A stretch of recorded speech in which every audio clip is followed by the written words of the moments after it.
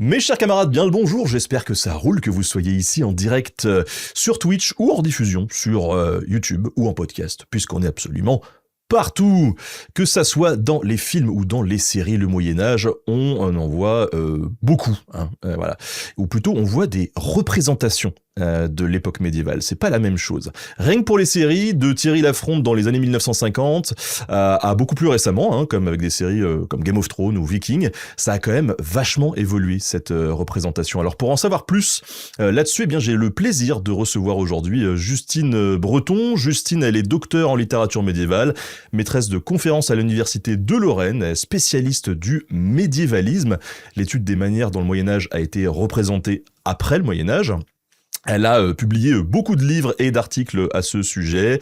Elle a travaillé sur de nombreuses séries télé, comme dans Kaamelott, un livre d'histoire avec Florian Besson en 2018, une histoire de feu et de sang, le Moyen-Âge de Game of Thrones, toujours avec Florian en 2020, ou encore The Witcher, un monde de légende en 2023. Mais il y en a plein d'autres. Bonjour Justine. Bonjour, merci de l'accueil et bonjour à tout le monde. Bon, comme je te le disais en off juste avant de commencer, je suis vraiment ravi de te recevoir dans cette émission parce qu'il faut savoir que tous les deux, on a beaucoup d'amis et de contacts pro en commun et donc on se tourne autour depuis quand même très longtemps. Tout à fait. Et donc je suis vraiment ravi de enfin pouvoir te recevoir dans cette émission pour parler de ce qui nous anime tous les deux, parce que voilà, moi c'est aussi une passion et c'est un sujet que j'adore, le médiévalisme et cette représentation du Moyen-Âge. Alors, avant de commencer peut-être, même si j'ai fait ta présentation, comment est-ce que toi, t'en es arrivé à travailler sur ces problématiques-là ? Moi, en fait, je suis littéraire à l'origine, c'est-à-dire que je travaille sur le Moyen-Âge et ses représentations, mais pas avec un angle d'historien, d'historienne. Je travaille d'abord sur les textes du Moyen-Âge. Et en fait, moi, j'ai commencé à travailler sur les textes, notamment de la légende arthurienne, donc Chrétien de Troyes, Geoffroy de Monmouth, Malory, etc. Ma thèse était sur la représentation du pouvoir dans la légende du roi Arthur, et je comparais en fait les textes du Moyen-Âge aux représentations contemporaines, donc dans les films et les séries. Donc ça faisait déjà un gros corpus globalement qui allait du XIIe siècle à 2017. Hein. Donc voilà, c'était une bonne amplitude, mais ça me permettait de travailler sur comment on raconte des histoires, que ce soit en littérature ou après avec un médium audiovisuel. Et en fait, donc j'ai fait mes recherches et j'ai commencé un petit peu ma carrière sur ça, jusqu'à ce que je me rende compte que on avait la possibilité, parce que c'était en train de se mettre en place et que ça se constituait un petit peu au niveau universitaire, il y avait la possibilité de travailler sur ce qu'on appelle le médiévalisme, donc c'est-à-dire le Moyen-Âge, comme tu le disais, en dehors du Moyen-Âge, le Moyen-Âge tel qu'on l'imagine, tel qu'on le recrée aux autres périodes. Et en fait, c'est ce que je faisais quand je travaillais sur les films et les séries. Mais voilà, c'est quelque chose que les collègues qui sont arrivés avant moi faisaient un petit peu à la marge, parce que c'était pas toujours bien vu. Quand tu es spécialiste des manuscrits du XIIe siècle, travailler sur une BD, sur un film, ou je parle même pas des jeux vidéo, il y a un petit côté touriste, si tu veux. Voilà. Donc, il a fallu du temps pour que ça rentre petit à petit dans les mentalités, dans les pratiques universitaires, surtout, que voilà, l'université s'ouvre. J'ai eu beaucoup de chance en fait d'arriver au bon moment. C'est-à-dire qu'il y a des gens qui étaient arrivés avant, comme Vincent Ferré, comme Anne Besson, qui, en littérature comparée, avait commencé à bosser sur ces sujets, sur la fantasy, sur Tolkien notamment, Tolkien père et fils. Donc voilà, il y avait pas mal de choses qui se mettaient en place. Et donc moi, j'ai continué à faire ma recherche sur ça. C'était l'occasion d'associer le côté très professionnel, hein, je bosse avec des méthodes, etc. Et honnêtement, ma culture geek et voilà, mes propres passions, c'est-à-dire que je regarde des séries tout le temps, je joue aux jeux vidéo tout le temps, je fais du jeu de rôle. Et quand tu peux associer en fait tes passions à ton boulot, alors c'est dangereux parce que tu t'arrêtes jamais, forcément. Et en même temps, voilà, je passe mon temps à jouer aux jeux vidéo et à regarder des séries et je le fais pour le boulot. Je vais pas me plaindre, tu vois. C'est quand même un petit peu chouette. Donc voilà, j'ai pu combiner tout ça et je suis arrivée au bon moment, c'est-à-dire que l'Université de Lorraine a ouvert un poste, le premier poste en France vraiment ciblé médiévalisme. C'est-à-dire que voilà, mon rôle maintenant, je suis payée pour enseigner et pour faire de la recherche sur le médiévalisme parce que ça y est, ça commence à rentrer en fait dans l'idée que le fait qu'on représente le Moyen-Âge d'une certaine façon aujourd'hui, c'est pas anodin et que ça influe beaucoup en fait sur ce qu'on conçoit de la période. Je pense qu'avec cette description de ton poste là, il y a de nombreux auditeurs qui sont peut-être un petit peu jaloux, un petit peu envieux, qui se disent waouh, moi aussi j'aimerais vraiment faire ça. Insister et bosser sur ça, et avec un peu de chance, petit à petit, voilà, on sera plusieurs et on pourra faire des choses très très chouettes. Donc voilà, faites des études sur ça, vous allez voir, c'est top. Donc le médiévalisme, c'est bien la représentation qu'on a du Moyen-Âge en fait. La représentation et les usages qu'on fait du Moyen-Âge. Donc moi, je travaille beaucoup sur tout ce qui est culture populaire et notamment audiovisuelle, parce que c'est ce qui me parlait le plus, et voilà, je me suis un peu spécialisée dans ça. Mais en fait, il y a plein d'aspects, notamment d'un point de vue politique. Le fait qu'aujourd'hui, dans un discours politique ou dans certaines pratiques de partis, d'ailleurs gauche, droite, un petit peu partout, on utilise par exemple certaines figures du Moyen-Âge. Voilà, le fait de convoquer Jeanne d'Arc, Charlemagne ou le roi Arthur ou Tolkien, comme parfois ça arrive, c'est pas tout à fait la même chose, il n'y a pas les mêmes connotations, et on cherche parfois à faire dire à ces figures médiévales ou médiévalistes un petit peu ce qu'on veut. Donc c'est important aussi d'avoir ce regard-là, ce regard critique, de comprendre comment c'était véritablement au Moyen-Âge pour comprendre ce qu'on en fait aujourd'hui. Et que de fait, que ce soit justement dans un discours politique ou dans une série télé, un discours comme ça, c'est jamais neutre. Et donc, il y a toujours une façon d'orienter ce qu'on sait ou ce qu'on veut transmettre du Moyen-Âge pour servir nos propres idées. Alors ça, on va sûrement en reparler. C'est aussi les thématiques qu'on a évoquées avec d'autres invités. Tu citais par exemple Vincent Ferré. Je vous invite, ceux qui nous écoutent, à aller checker aussi l'émission qu'on a pu faire sur Tolkien avec lui. Tu as cité Anne Besson, on a fait une émission sur la fantasy. William Blanc aussi, où on a fait pas mal de trucs sur le médiévalisme ensemble. Et puis là, on va parler plus précisément des séries. On a reçu Marjolaine Boutet aussi, historienne des séries dans cette émission, qui nous parle très bien de tout ça. Donc ça vous fait tout un tas d'entretiens à aller voir si vous vous intéressez à ces thématiques, et qui vont vraiment être complémentaires et se recouper avec ce dont on va parler aujourd'hui avec Justine. Et plein de gens passionnants aussi, donc j'en profite pour faire coucou à tous les copains et copines. Ouais. Alors, vu c'est quand même bien de définir ce dont on parle, on vient de définir le médiévalisme, mais on parle médiévalisme et série, c'est quoi une série ? Une série, l'expression qu'on emploie beaucoup en français, c'est série télévisée.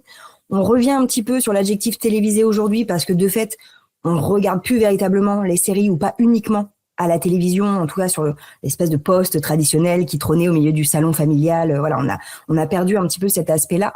Aujourd'hui, on a beaucoup de séries qui sont créées par les plateformes pour une diffusion sur ordinateur, sur tablette, sur téléphone. Donc les enjeux de réception sont pas tout à fait les mêmes.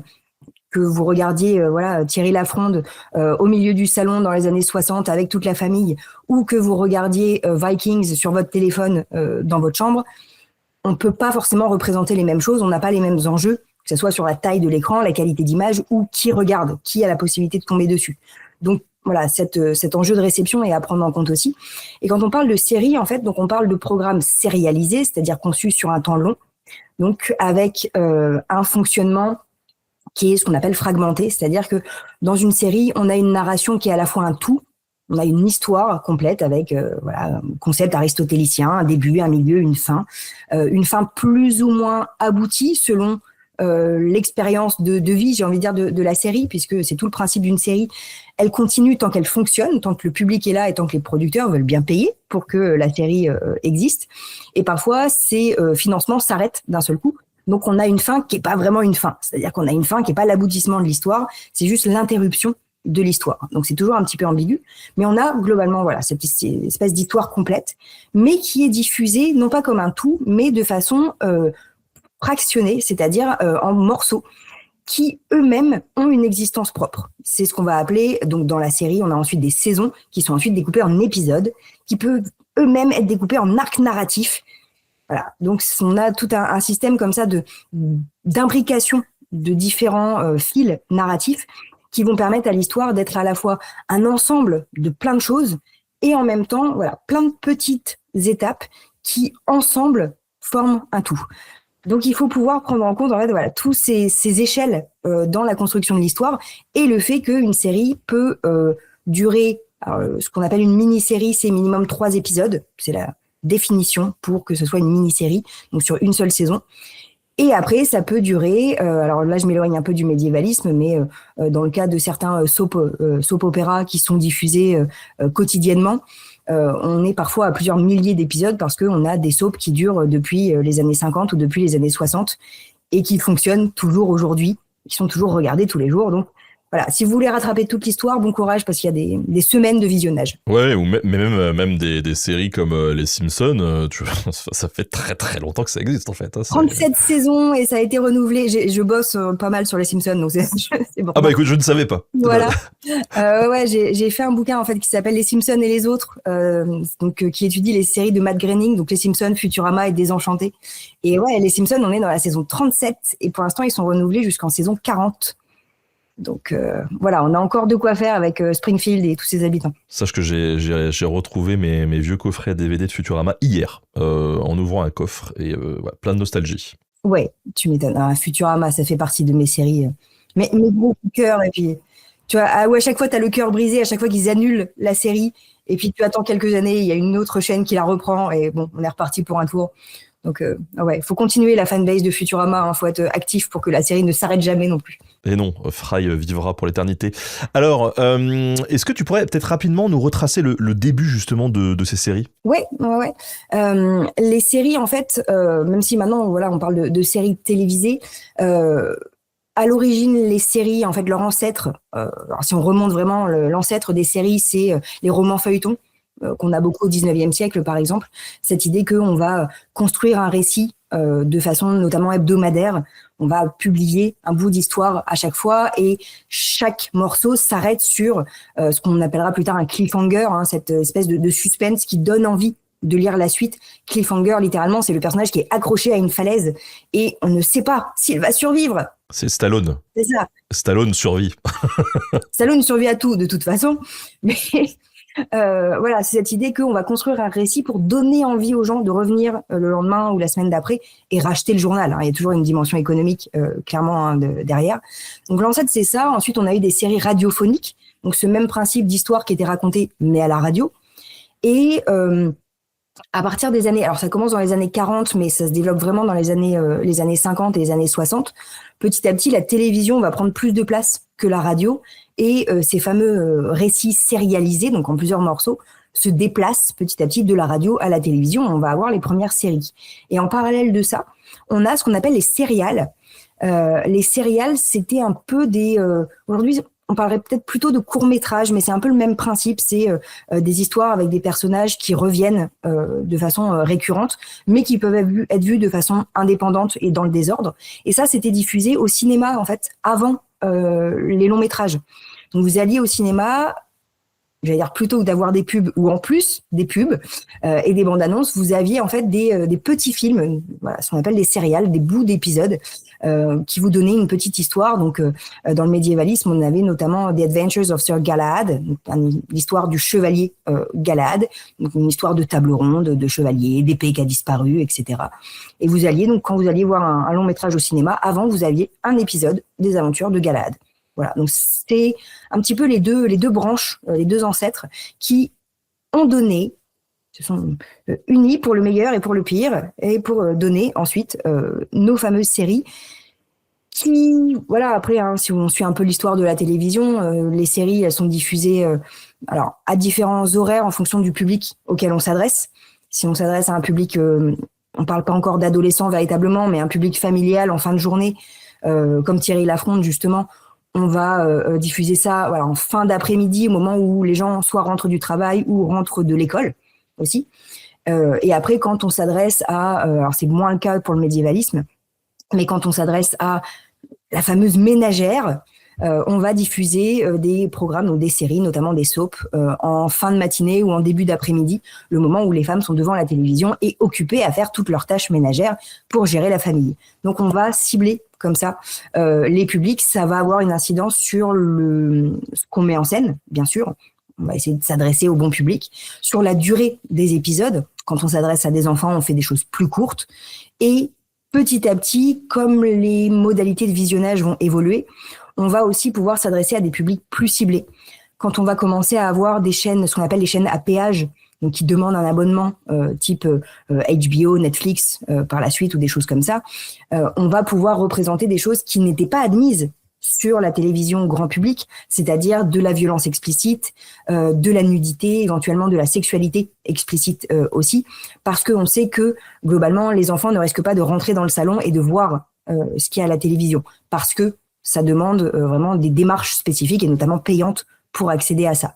Donc, parce que la télévision et les pratiques de la télévision évoluent, les séries vont évoluer en fonction et avoir, on va dire, plus ou moins de liberté ou plus ou moins, on va dire, d'obligation aussi, puisque HBO, des chaînes comme HBO ou Stars ont un peu fait leur réputation sur le côté sulfureux aussi, et le fait que on peut montrer de la sexualité, donc on va montrer de la sexualité. Voilà, il y a un peu aussi cette obligation de placer des filles toutes nues au bout d'un moment.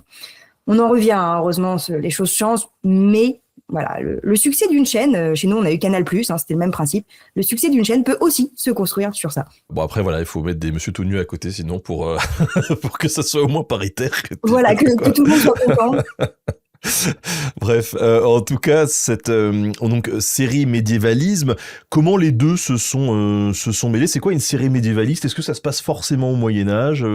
Alors, une série médiévaliste, c'est du coup une série, voilà, qui va utiliser le médiévalisme, c'est-à-dire qui va pas forcément se dérouler au Moyen Âge ou pas forcément dans notre Moyen Âge réel, historique, etc. On peut avoir pas mal de Moyen Âge de fiction. C'est ce qu'on a dans Game of Thrones, c'est ce qu'on a dans The Witcher.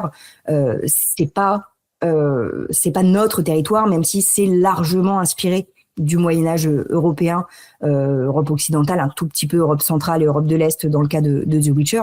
Donc voilà, on a une façon de s'inspirer du réel, de fait, hein, de toute façon en fait pour toutes les fictions, mais c'est quand même un univers qui est différent, avec une géographie différente, une histoire différente, la présence de magie qui va forcément changer la donne par rapport à ce que nous on a pu connaître. Donc voilà, il y a une inspiration du réel, mais qui est pas forcément le réel. De toute façon, faut jamais oublier qu'on est dans des fictions.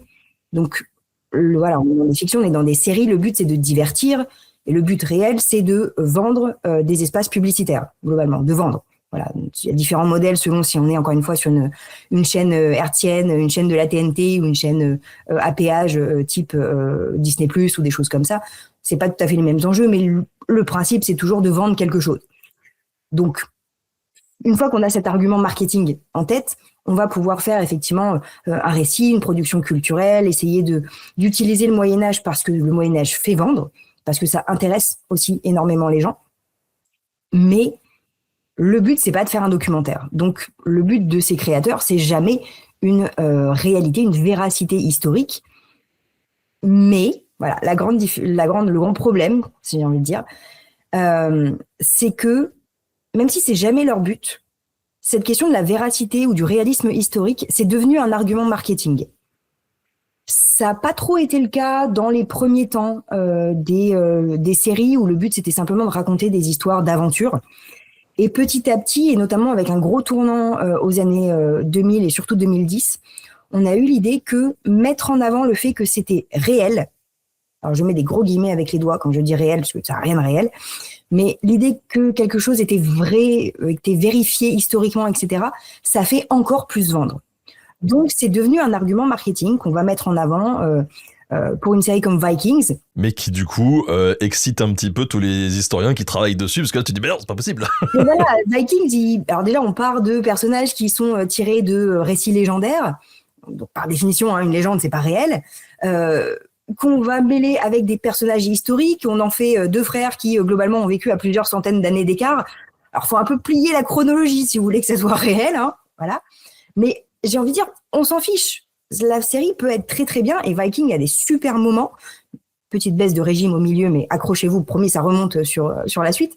Une série peut être très bien et peut être passionnante et peut avoir un discours intéressant sur l'histoire sans avoir à utiliser cet argument marketing de « regardez, c'est vrai, on a demandé à des historiens ». Donc voilà, il y a un peu cette difficulté-là et ça peut aussi mener à certains, on va dire, problèmes.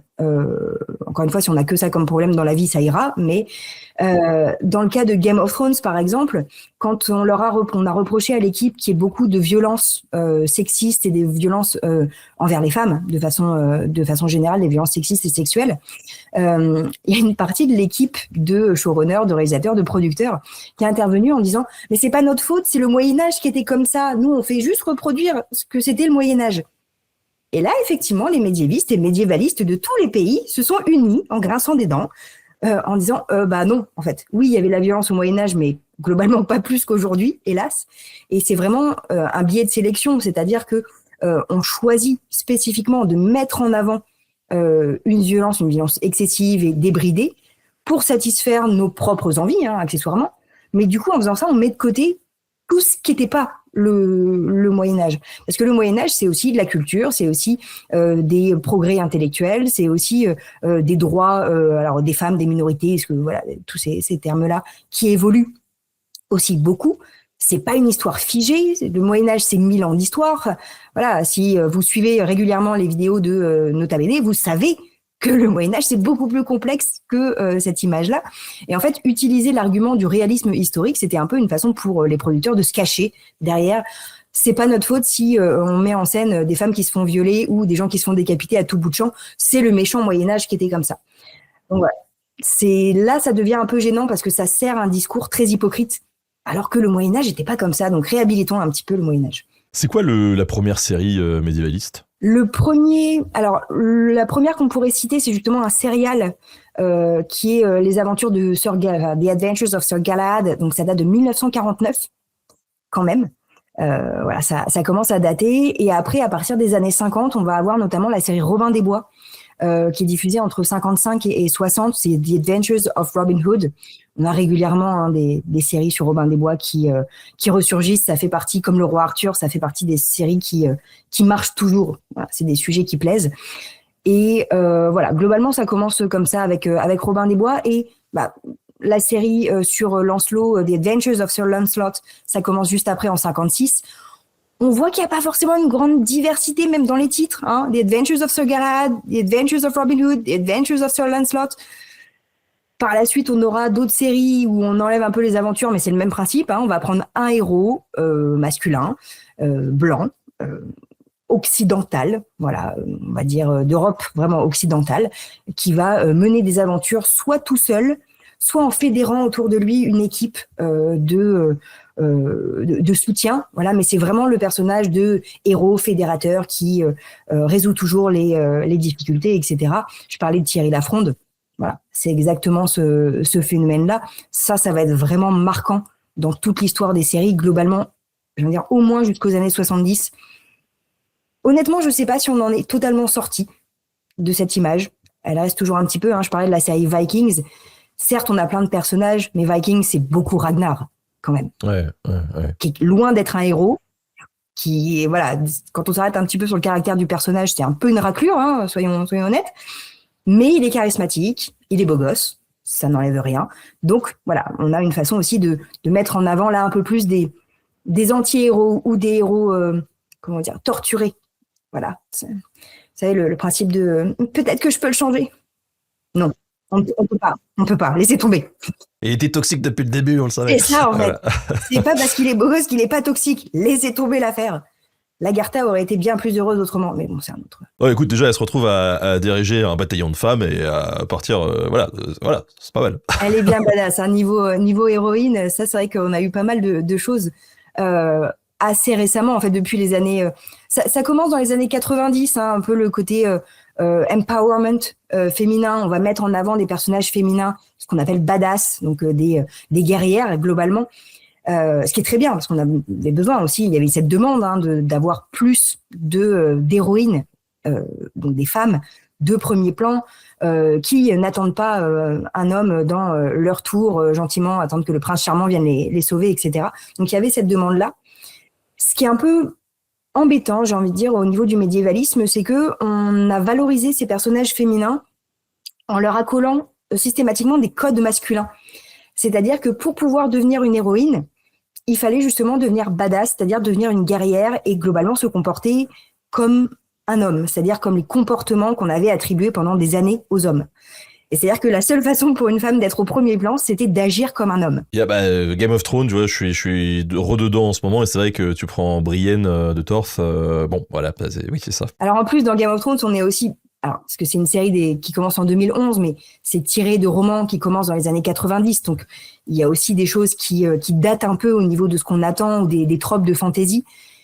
Et en plus, George Martin s'inspire lui-même de l'histoire, mais des connaissances historiques qu'il avait quand il était au lycée ou quand il était à l'université.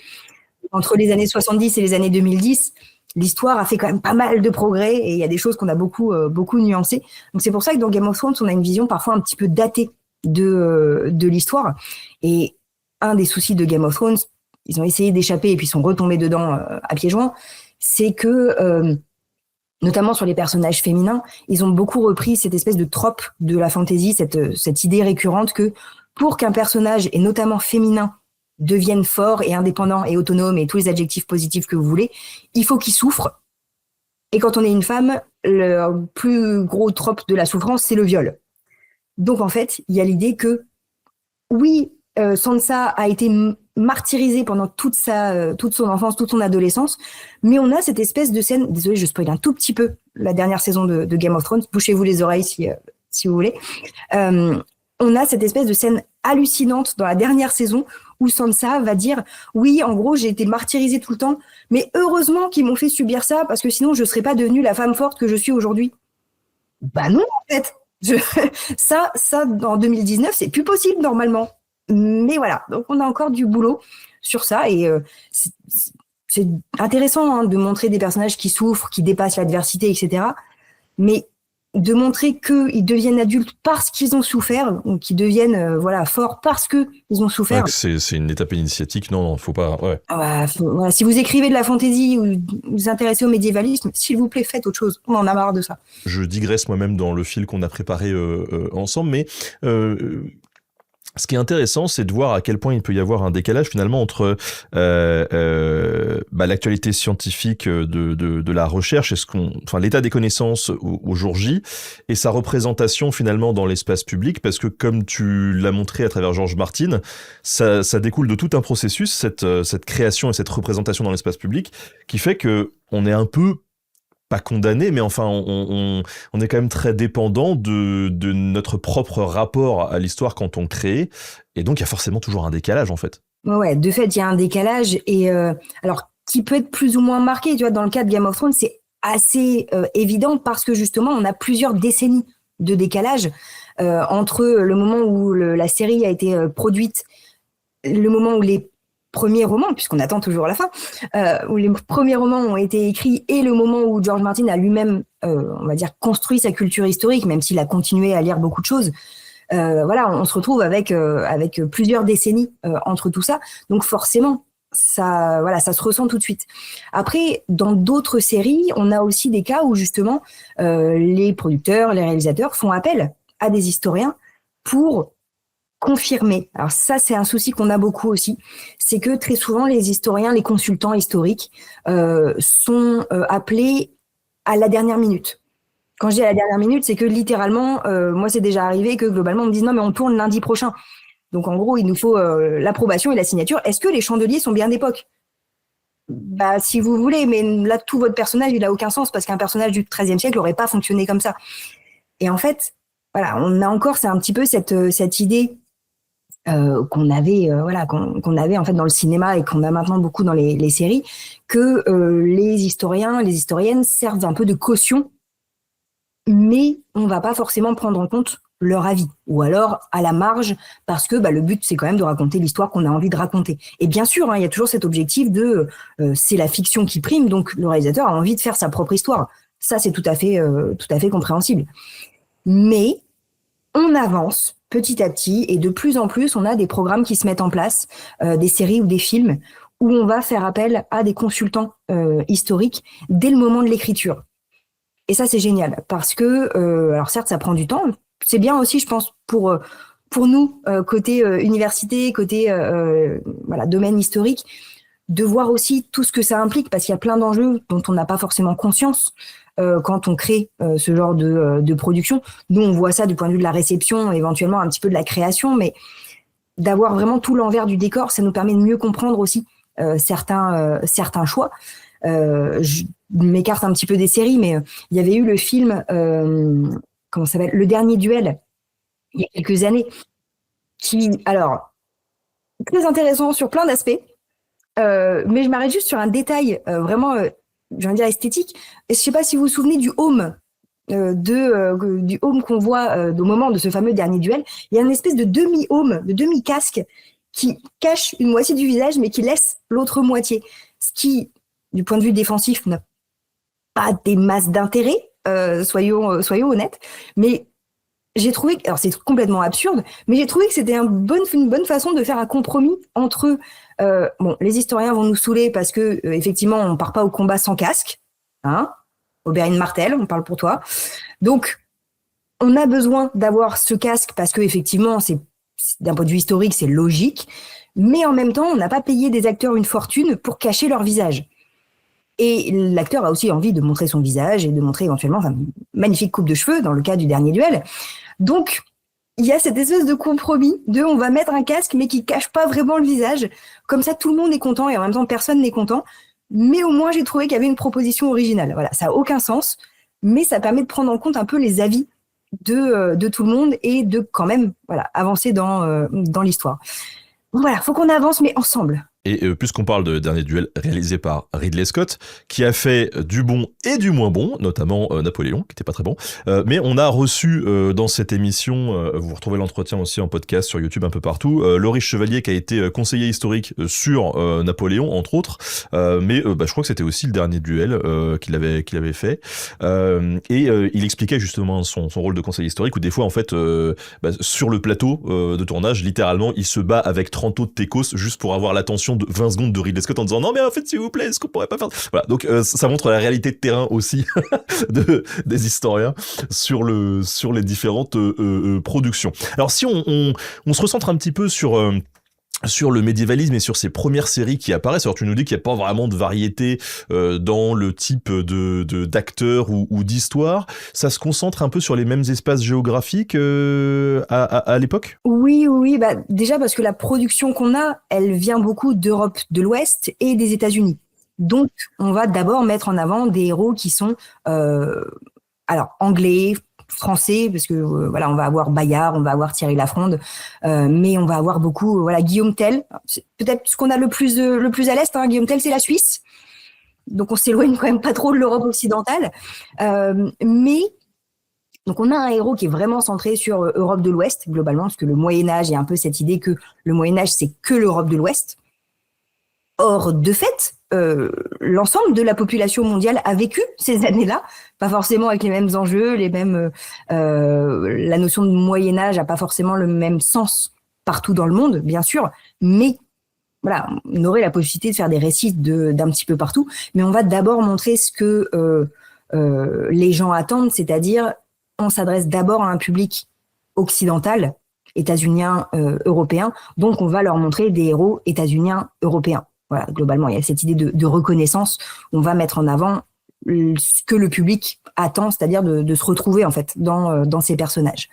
Mais on a malgré tout une espèce d'ouverture sur le reste du monde, notamment avec. Alors, on va avoir pas mal de thématiques liées aux croisades, par exemple. On a une série qui est proposé en France, qui s'appelle Thibaut ou les croisades, justement, qui date de la fin des années 60, hein, on est en 68-69, quelques années après Thierry Lafronde. Voilà, pour vous Thierry Lafronde, c'est la première ? C'est pas la première à être diffusée, mais c'est la première création médiévaliste vraiment française, avec d'ailleurs, Thierry Lafronde, ça se passe certes au Moyen-Âge, mais tout le discours qui est tenu, c'est plus pour parler de la résistance vis-à-vis de la Seconde Guerre mondiale, en fait, que de parler vraiment du Moyen-Âge. Ça, c'est quelque chose qu'on voit directement qu'on voit souvent dans le médiévalisme, c'est que on utilise le Moyen-Âge pour mieux parler de soi, pour mieux parler de notre époque. Et Thierry Lafronde, c'est vraiment ça. Il résiste avec ses compagnons contre l'envahisseur anglais, mais en fait, tout le discours sous-jacent, c'est comment les résistants se sont cachés dans le maquis et comment on a pu aussi lutter contre un autre ennemi, qui est l'ennemi allemand et pas en fait l'ennemi anglais, avec un peu cette idée que c'est des Saxons, hein, tout ça. Donc on va utiliser le Moyen-Âge pour parler de quelque chose qui est encore très récent dans les années 60, hein, très récent dans les mentalités, qui est cette situation de la Seconde Guerre mondiale. Et du coup, ça va beaucoup parler, en fait, Thierry Lafronde, à la fois parce qu'on a un goût pour l'histoire, on a un goût pour le Moyen-Âge qu'on a toujours aujourd'hui, mais aussi parce que c'est une représentation de cette jeunesse qui a lutté contre l'envahisseur. Donc ça parle à la fois un public très jeune qui qui a pas forcément connu la guerre, mais qui a forcément connu ses conséquences. Et ça parle aussi à un public un peu plus adulte qui a vécu ça. Donc ça va permettre d'avoir ce public familial et d'utiliser le Moyen-Âge pour parler de choses beaucoup plus récentes. Et ça va lancer en fait toute une mode, parce qu'on a tiré la fronde, on va avoir Bayard, on va avoir donc Thibaut ou les Croisades, qui vont commencer dans la même période des années 60. Et il y a déjà cette idée un peu d'ouverture sur le reste du monde, parce que un chevalier ou un seigneur du Moyen-Âge, il y a l'idée qu'il va à l'aventure. Et ça, c'est tout le principe qu'on a depuis la littérature du Moyen-Âge, en fait. C'est l'idée qu'un chevalier, il existe que en dehors du château, il existe que quand il part à l'aventure. Son but, c'est de partir à l'aventure. Donc, on va avoir comme ça plein de paysages différents, des pérégrinations un petit peu partout. Et dans le cas de Thibaut ou les Croisades, toute une exploration, justement, de l'Orient, très flou, avec beaucoup de clichés sur ce qu'on appelle l'orientalisme, c'est-à-dire à la fois les hommes barbares et paresseux et les femmes avec des attitudes un petit peu lascives, etc. Alors, on est dans les années 60, on s'adresse à un public familial, tout est très chaste, bien sûr, mais avec le héros occidental qui vient un petit peu civiliser tout ce petit monde. Bon, à regarder aujourd'hui, Thibaut ou les Croisades, ça vieillit pas bien. Hein, je vous cache pas, niveau stéréotype sur toutes les populations. Il y a un épisode avec un Écossais. C'est Willy des Simpsons. Voilà. On est dans le même type de cliché, mais pris au sérieux, en fait. Donc, voilà, c'est un produit de son époque aussi. Donc, ça représente cet homme valeureux qui va résoudre les problèmes pendant que il part en croisade, globalement. Donc, il y a un côté exotique, hein, on voit des différents paysages, on voit différentes populations, mais avec le recul qu'on peut avoir aujourd'hui, c'est pas toujours très bien pensé. Et alors, justement, tu parles de voyage, d'aventure, et du coup, on a envie d'ajouter un autre truc là-dedans, c'est le combat. Et c'est vrai qu'aujourd'hui, quand on regarde des séries, il y a beaucoup de violence, de combat. C'était le cas aussi à l'époque, ou c'est simplement l'aventure, justement, plus que le combat? Alors, il y a beaucoup d'aventures, mais il y a des combats aussi. Par contre, c'est des combats avec les moyens des années 50, 60 et jusqu'aux années 70. L'épée sous le bras pour tuer l'adversaire. C'est ça. C'est-à-dire que c'est des combats, on passe pas des heures à chorégraphier des combats comme on a pu avoir justement dans Vikings ou dans Game of Thrones, où on a des beaux duels qui sont vraiment très stylisés. Là, globalement, on donne 2 épées aux adversaires, et puis vous faites 3 passes comme ça, un peu dans les films de cap et d'épée. Et voilà, on peut pas représenter le sang qui coule, donc déjà ça limite un peu. Alors on a aussi des choses un peu grandiloquentes, c'est-à-dire des personnages qui vont se faire assommer parce qu'on leur casse une cruche sur la tête ou des choses comme ça. Dans les faits, alors ne tentez pas ça chez vous, mais dans les faits, assommer quelqu'un avec une cruche une poterie, faut quand même taper fort, hein, je vous gâche pas, parce que ça assomme pas, ça fait mal, mais ça assomme pas nécessairement. Donc voilà, on a une façon d'exagérer un petit peu, avec un côté très théâtral dans certaines représentations, aussi parce que tourner ça coûte cher et qu'on n'a pas encore les moyens qu'on aura par la suite pour certaines séries, encore une fois pas toutes. Donc on va pas forcément refaire la scène 25 fois parce que la cascade n'a pas été bien menée, ou parce que on n'y croit pas que là tu t'es fait tuer, parce qu'on voit très bien que l'épée effectivement elle est passée sous le bras. Donc ça passe. Mais il y a aussi l'idée qu'on s'adresse à un public qui n'est pas encore entièrement familiarisé avec ces codes. Nous, ça nous paraît évident, et quand on voit notamment des combats aujourd'hui, que ce soit dans les séries ou au cinéma, c'est des choses très rapides, généralement. Si vous voulez vraiment décortiquer la scène, il faut s'arrêter, etc. On n'a pas la même rapidité dans les combats dans les séries des années 50 à 60, parce que justement, c'est pas chorégraphié. Mais aussi, j'ai envie de dire, l'œil du spectateur n'est pas encore habitué à ça. Donc, il faut le temps pour que tous les codes soient mis en place. Et c'est aussi pour ça aujourd'hui que quand on regarde avec notre recul toutes ces séries des années 50-60, il y a un côté très répétitif, c'est toujours le même principe. Chaque épisode, globalement, est indépendant, donc vous pouvez les regarder dans le désordre. Mais le principe, c'est toujours le héros rencontre un problème. Généralement, on vient le chercher parce que heureusement que Bayard ou Ivanhoe ou Guillaume Tell est là pour résoudre un peu les difficultés de le méchant shérif qui pique les taxes de façon injuste, parce que la boulangère a été enlevée, parce que, enfin voilà, des choses un petit peu comme ça. C'est très interchangeable. C'est Thierry Lafronde, ça pourrait être Robin des Bois, ça pourrait être Guillaume Tell.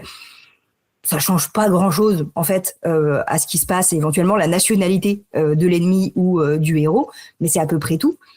Mais de fait, à l'époque, on n'est pas encore habitué à ça. Aujourd'hui, ça nous paraît super cliché, mais parce que les clichés se sont mis en place avec une répétition. Et c'est à cette époque-là qu'on construit ça. Donc, pour un spectateur qui voit la série Robin des Bois, la toute première série Robin des Bois, c'est la première série vraiment sur ce sujet. Donc, c'est toujours nouveau. Donc, il faut un moment, en fait, pour que tous ces codes se mettent en place, et ça ne lasse pas.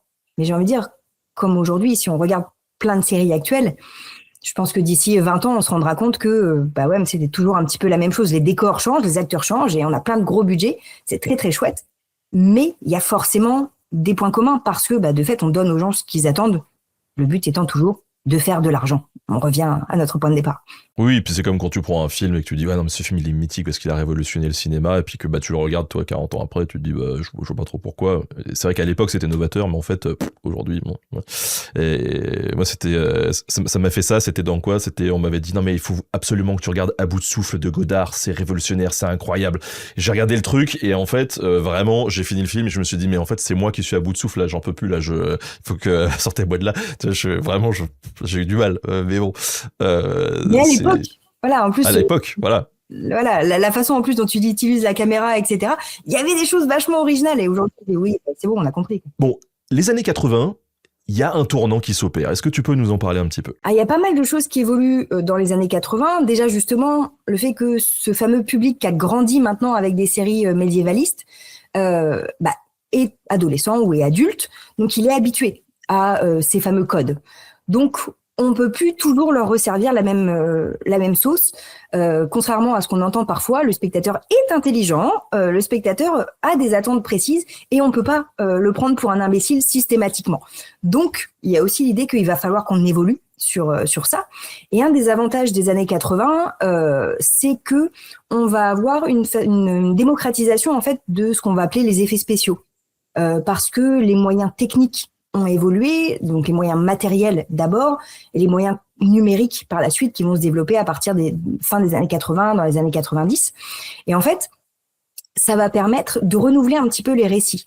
Pas que dans le médiévalisme, c'est aussi l'explosion de séries de fantasy, de science-fiction. C'est le moment des Power Rangers avec des méchants un peu en carton-pâte, etc., et des rayons laser dans tous les sens. Le médiévalisme va suivre clairement ce mouvement-là. Si vous connaissez la série Wizards and Warriors, c'est exactement ça. C'est les Power Rangers avec du Moyen-Âge dedans. Regardez la série, elle est hyper kitsch. Je trouve ça génial. On est en 83 dans Wizards and Warriors et vous avez le héros blond. Alors très très maquillé, et encore une fois il y a un côté très théâtral sur ça, habillé en blanc, forcément c'est le héros, et le méchant brun habillé en noir avec des espèces de trucs un peu cloutés. Voilà, il faut que dès la première seconde, quand vous tombez dessus, j'ai envie de dire par hasard en zappant, il faut que tout de suite vous puissiez comprendre l'histoire. Donc vous voyez qui est le gentil, vous voyez qui est le méchant, vous voyez qui est la princesse écervelée. J'exagère pas, hein. Elle parle uniquement de shopping. Globalement, cette princesse dans Wizards and Warriors, c'est insupportable. Mais bon, voilà, on est sur des codes qui continuent à se construire petit à petit. Aujourd'hui, on sature un petit peu, mais c'était peut-être innovant à l'époque.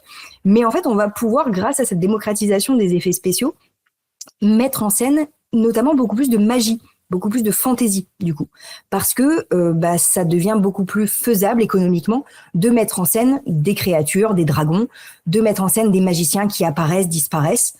C'était faisable avant, mais toujours un petit peu bancal, et ça demandait quand même pas mal de moyens techniques et financiers. Donc là, maintenant que ça se démocratise, on va aussi avoir beaucoup plus de propositions sur ça. Ça va être l'époque de la caverne de la Rose d'Or, par exemple, qui est un grand classique aussi, qui est un conte adapté alors parfois il est parfois qualifié de téléfilm, mais en fait vu le nombre de morceaux, c'est une série. On a Merlin of the Crystal Cave, enfin voilà, plein de séries qui vont commencer à mettre en avant un peu plus la magie. Donc avec Merlin beaucoup qui revient. Voilà, on avait les chevaliers arthuriens. On se détourne un petit peu. On est toujours dans le même principe. On a toujours des chevaliers, mais on met un peu plus de magie dans tout ça. Et puis bien sûr, c'est le moment dans les années 80 où, mais ça va vraiment dans ce sens-là, où on va commencer à produire plus de dessins animés. Alors à la fois on en produit plus en Europe, en Occident, et aussi on les importe beaucoup plus d'Asie avec des doublages. Je parlais des Power Rangers, etc. Mais en fait, l'avantage aussi du dessin animé, c'est que des séries en dessin animé, c'est que là, on peut mettre en scène toute la magie qu'on veut. Ça coûte pas plus cher. Donc, c'est le moment où on va avoir en fait une explosion à ce niveau-là, parce qu'il y a aussi une demande d'un public enfant ou adolescent. Ça va être le moment de il y a une série qui s'appelait Le Roi Arthur et les Chevaliers de Justice, par exemple, où on a des jeunes ados américains, états-uniens, qui voyagent dans le temps et qui se retrouvent avec des chevaliers de la table ronde. Voilà, où on a tous les codes du football américain qui sont transposés à la logique des chevaliers. On a le sourire du dragon, par exemple. Alors le sourire du dragon, si voilà, vous avez grandi avec ça éventuellement, c'était diffusé sur la 2 à l'époque, si je ne dis pas de bêtises. On a le générique qui est chanté par Dorothée. Voilà. Et en fait, le sourire du dragon, c'est le titre original, c'est Dungeons and Dragons. Ah oui. Voilà.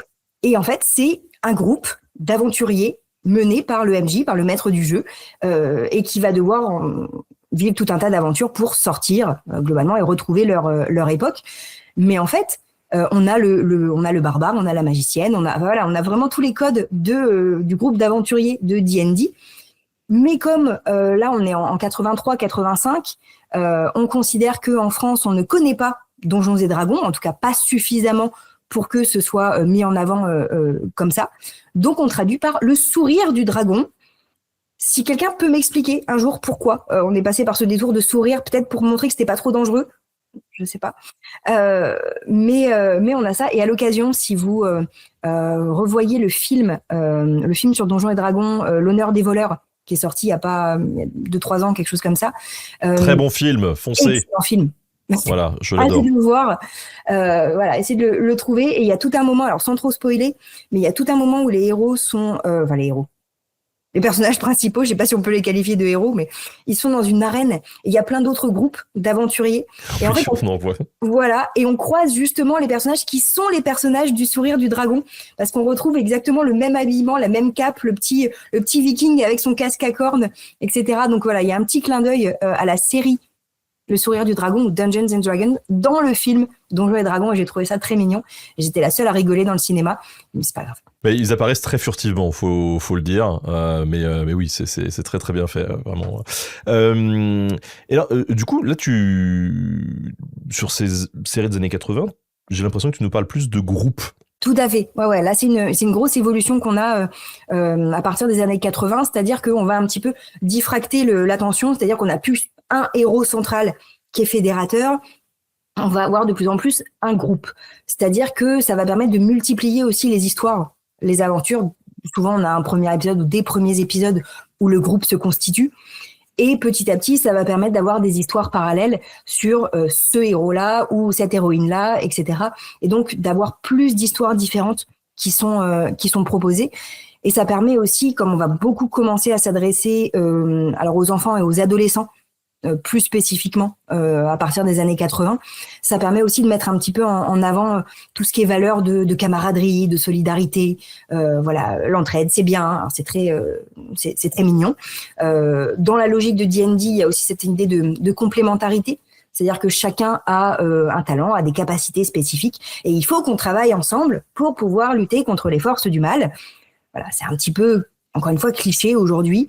C'est quelque chose qu'on a toujours beaucoup dans les productions jeunesse, mais parce que c'est important aussi de transmettre ces valeurs d'entraide aux enfants, et le médiévalisme va faire partie de ça. Et tu vois, on voit aussi que les pratiques de visionnage évoluent à partir de là. C'est que avant, quand on avait une série, on s'adressait à la famille, parce que la télé était au milieu du salon et que globalement, tout le monde regardait ensemble, à peu près. À partir des années 80, on a plus de postes de télévision, on peut éventuellement en avoir dans différentes pièces de la maison, quand on a de la chance, et il y a aussi plus de chaînes différentes, etc. Donc en fait, ça va un peu morceler les publics. Donc on va avoir des séries qui vont plus forcément s'adresser à toute la famille, mais qui vont s'adresser soit aux adultes, soit aux ados, soit aux enfants, à peu près. Alors on peut bien sûr, vous pouvez être adulte et regarder des séries pour enfants. Je déconseille l'inverse, parce que voilà, de fait, pour plein de raisons. Mais on va avoir des séries vraiment ciblées enfants, type on a une série qui s'appelle There is a Viking in my bed. Titre au passage qui est très dérangeant. Il y a un Viking dans mon lit. Aujourd'hui, je pense que ça ne passerait pas, hein, les questions de production pour plein de raisons.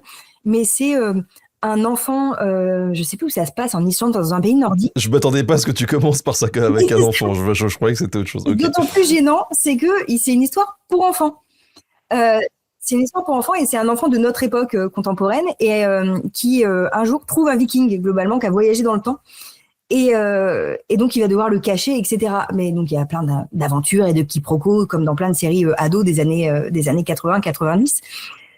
Mais voilà, là on s'adresse clairement sur les gags, sur l'intrigue à un jeune public et à l'inverse on va avoir aussi, on va commencer à développer des séries plus, alors pour adultes ou adolescents éclairés, on va dire, ou adolescents un peu plus âgés, avec des séries d'enquête, par exemple. C'est le cas de Cadfael.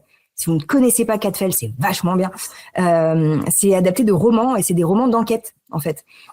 Ça date c'est diffusé entre 94 et 98, Cadfael, et c'est en fait un ancien chevalier, un ancien croisé, donc qui a connu le monde, qui a un peu d'expérience, qui désormais est dans un monastère et en fait il va résoudre les crimes dans ce monastère. Donc avec son expérience et son regard et son intelligence. Donc c'est un côté un peu Sherlock Holmes il mène des enquêtes dans un contexte médiévaliste. Il faut dire que les monastères c'était un peu ghetto, hein. Évidemment il y avait des meurtres tout le temps. Ouais. C'est ça. Alors c'est pas toujours des meurtres, hein. Des fois c'est des vols, tu vois, des choses un peu. Puis c'est encore une fois, on est quand même dans les années 90 sur des chaînes qui restent ouvertes et des chaînes grand public. Donc quand vous voyez un cadavre, vous voyez pas le cerveau exploser sur le sol, hein. C'est quand même très très très gentil, j'ai envie de dire. Mais si vous voulez aller dans le plus gore, c'est la même époque où on va commencer à avoir la série Berserk, par exemple, 97, donc adapté bien sûr des mangas. Là, on est beaucoup moins gentil, on est beaucoup plus sur de la violence qui part un peu dans tous les sens, avec des personnages torturés et à tous les sens du terme d'ailleurs, et des très très grosses épées. Voilà, et donc là, c'est une autre forme de médiévalisme, mais qui va aussi s'adresser à un public qui est demandeur. Mais voilà, il y a une grosse différence en fait entre les productions jeunesse et les productions adultes. On commence vraiment à se diversifier dans les publics, mais parce qu'on a aussi plus de publics de plein d'âges différents qui regardent. Toutes ces histoires, ça me fait penser que, moi, je me souviens qu'un souvenir de mon adolescence, ça a vraiment été la négociation de ma téloche dans ma chambre, quoi, pour regarder mes trucs. Et je raconte ma life, hein, et puis, autre aparté, cette histoire de titre, ça m'a fait penser à un autre titre qui a peut-être un peu mal vieilli, mais L'Indien du placard. Je sais pas pourquoi ça m'est venu comme ça. Je sais pas si tu te souviens de ce film. Oui. Mais je me dis, putain, ce titre aussi a peut-être un peu mal vieilli. Pour l'avoir revu il y a pas si longtemps, je crois, il y a 1 an ou 2. Le film aussi a pas bien vieilli, sur plein de... Oui, niveau représentation des natifs américains, je pense que c'est pas ouf. Ouais, et puis encore une fois, arrêtez de mettre des espèces d'adultes étrangers qui sortent de je sais pas où dans la chambre des enfants. Enfin, aujourd'hui, on a des gros problèmes sur ça aussi. Voilà, mais bon. Tu vois, on parlait des Simpsons tout à l'heure, l'épisode avec Michael Jackson. Il n'est pas toujours bien reçu aujourd'hui. Alors, dans ces années 80, est-ce qu'on a un peu plus de séries qui sont directement inspirées de l'histoire médiévale ? Directement inspirées, j'ai envie de dire oui et non. Parce qu'en fait, on va avoir pas mal de séries qui mettent en avant justement ce côté historique. Tu vois, on a beaucoup parlé de la fantasy jusqu'ici, mais on a aussi des séries qui vont plus mettre en avant l'histoire, mais généralement, c'est des adaptations d'œuvres littéraires. En fait, parce que l'avantage des œuvres littéraires, c'est qu'il y a déjà un public, et que l'histoire globalement est déjà écrite. Il faut juste l'adapter.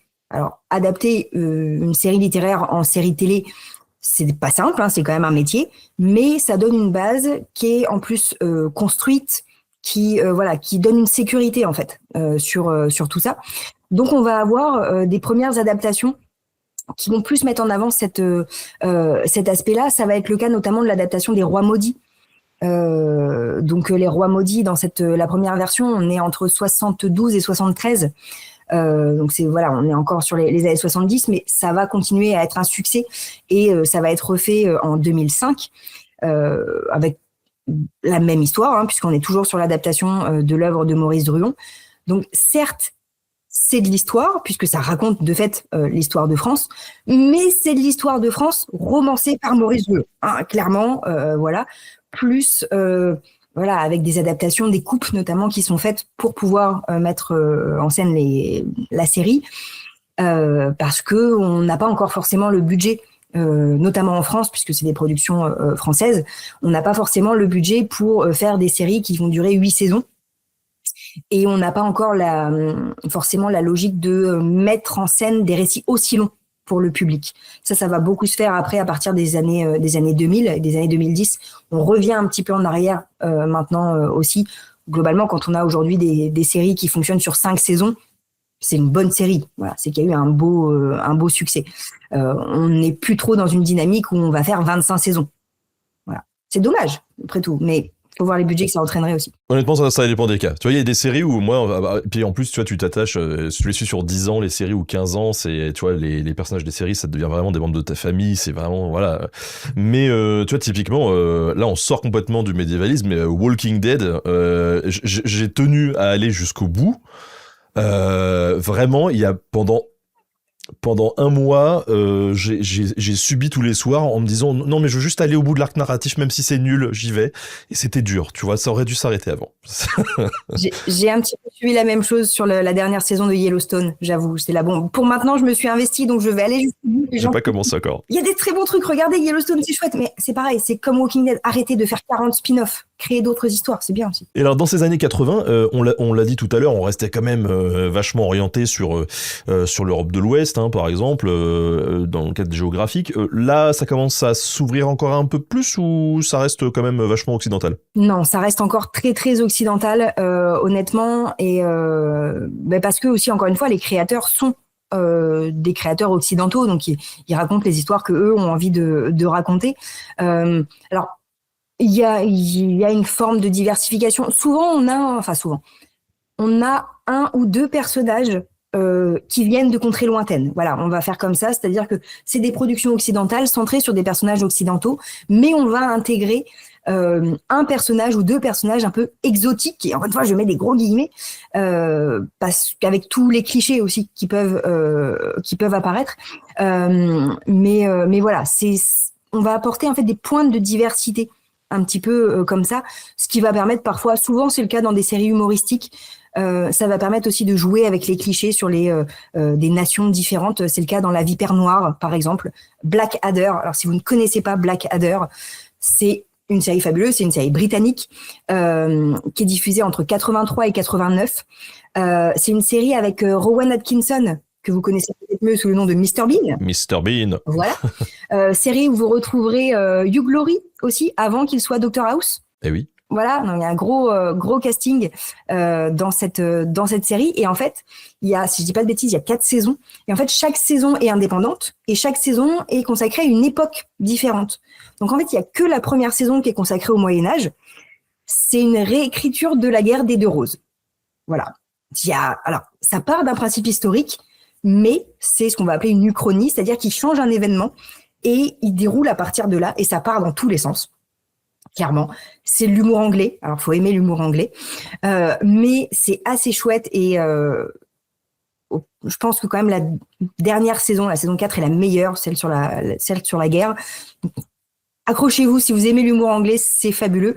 Mais voilà, on va pouvoir jouer en fait avec tous les clichés de façon beaucoup plus assumée. Là, à partir des années 80, on continue à construire certains clichés, mais on va de plus en plus avoir ce recul en disant oui, bon, bah voilà, lui, on sait que c'est le héros, lui, on sait que c'est le méchant. On va jouer un petit peu sur ça. Et on va avoir aussi, à partir de là, plus de séries justement humoristiques qui se mettent en place. Donc, toujours pas trop d'ouverture à l'étranger, mais ça permet malgré tout d'avoir une forme de diversité dans ce qui est dans les thématiques ou dans le genre qui est proposé. Tu peux me redonner le nom de la série? Blackadder, Blackadder.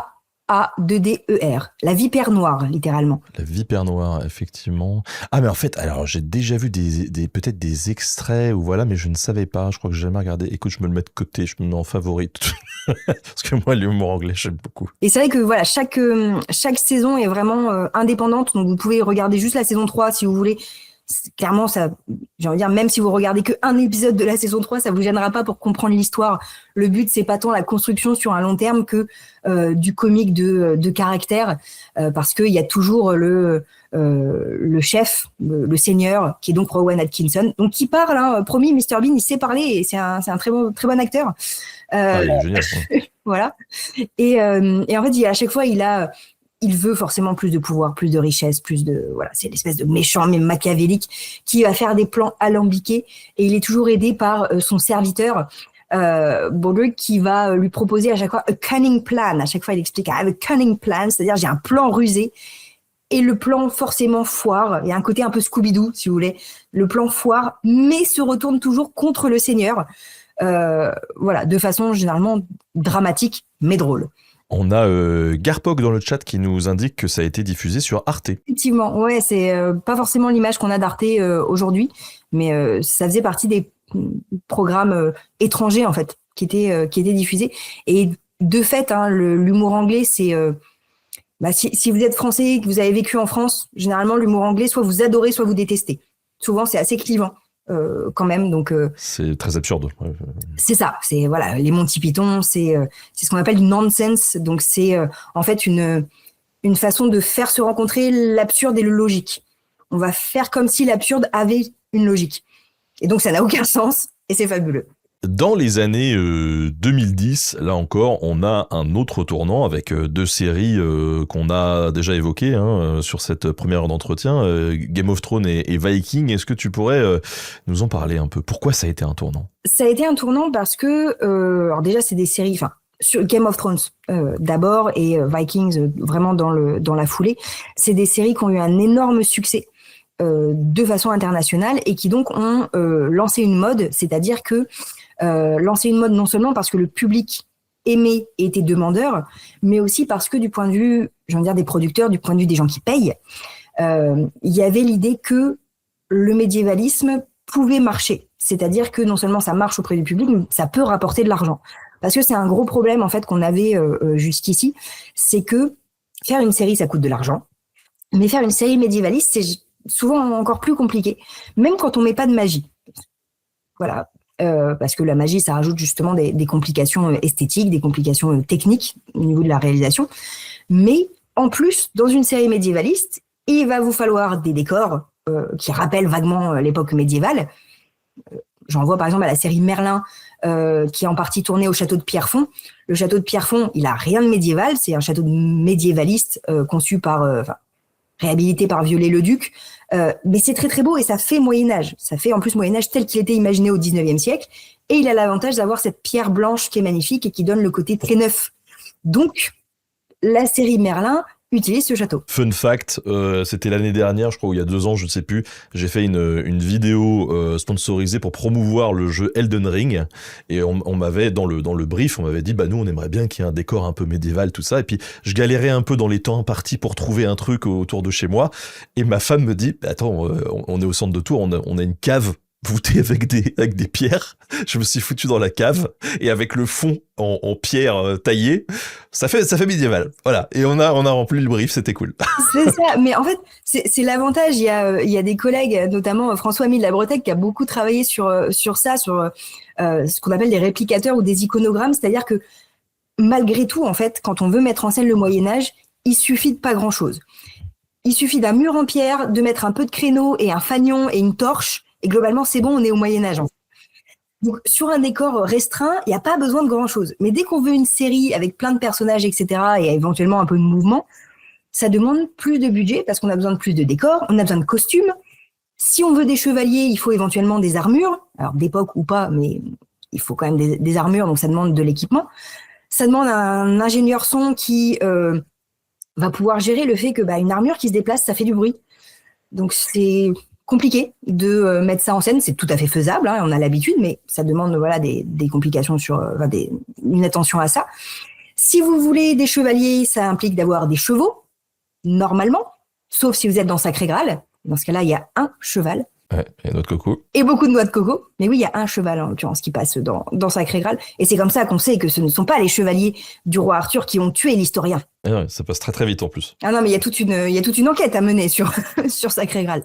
Mais du coup, des chevaux, c'est très bien, mais du coup, il faut pouvoir avoir des chevaux dressés pour le tournage. Vous pouvez pas juste prendre un cheval dans le champ d'à côté et tourner comme ça. Donc, voilà, tout ça, ça va être un coût supplémentaire. Donc, mettre en scène une série médiévaliste, ça coûte beaucoup d'argent.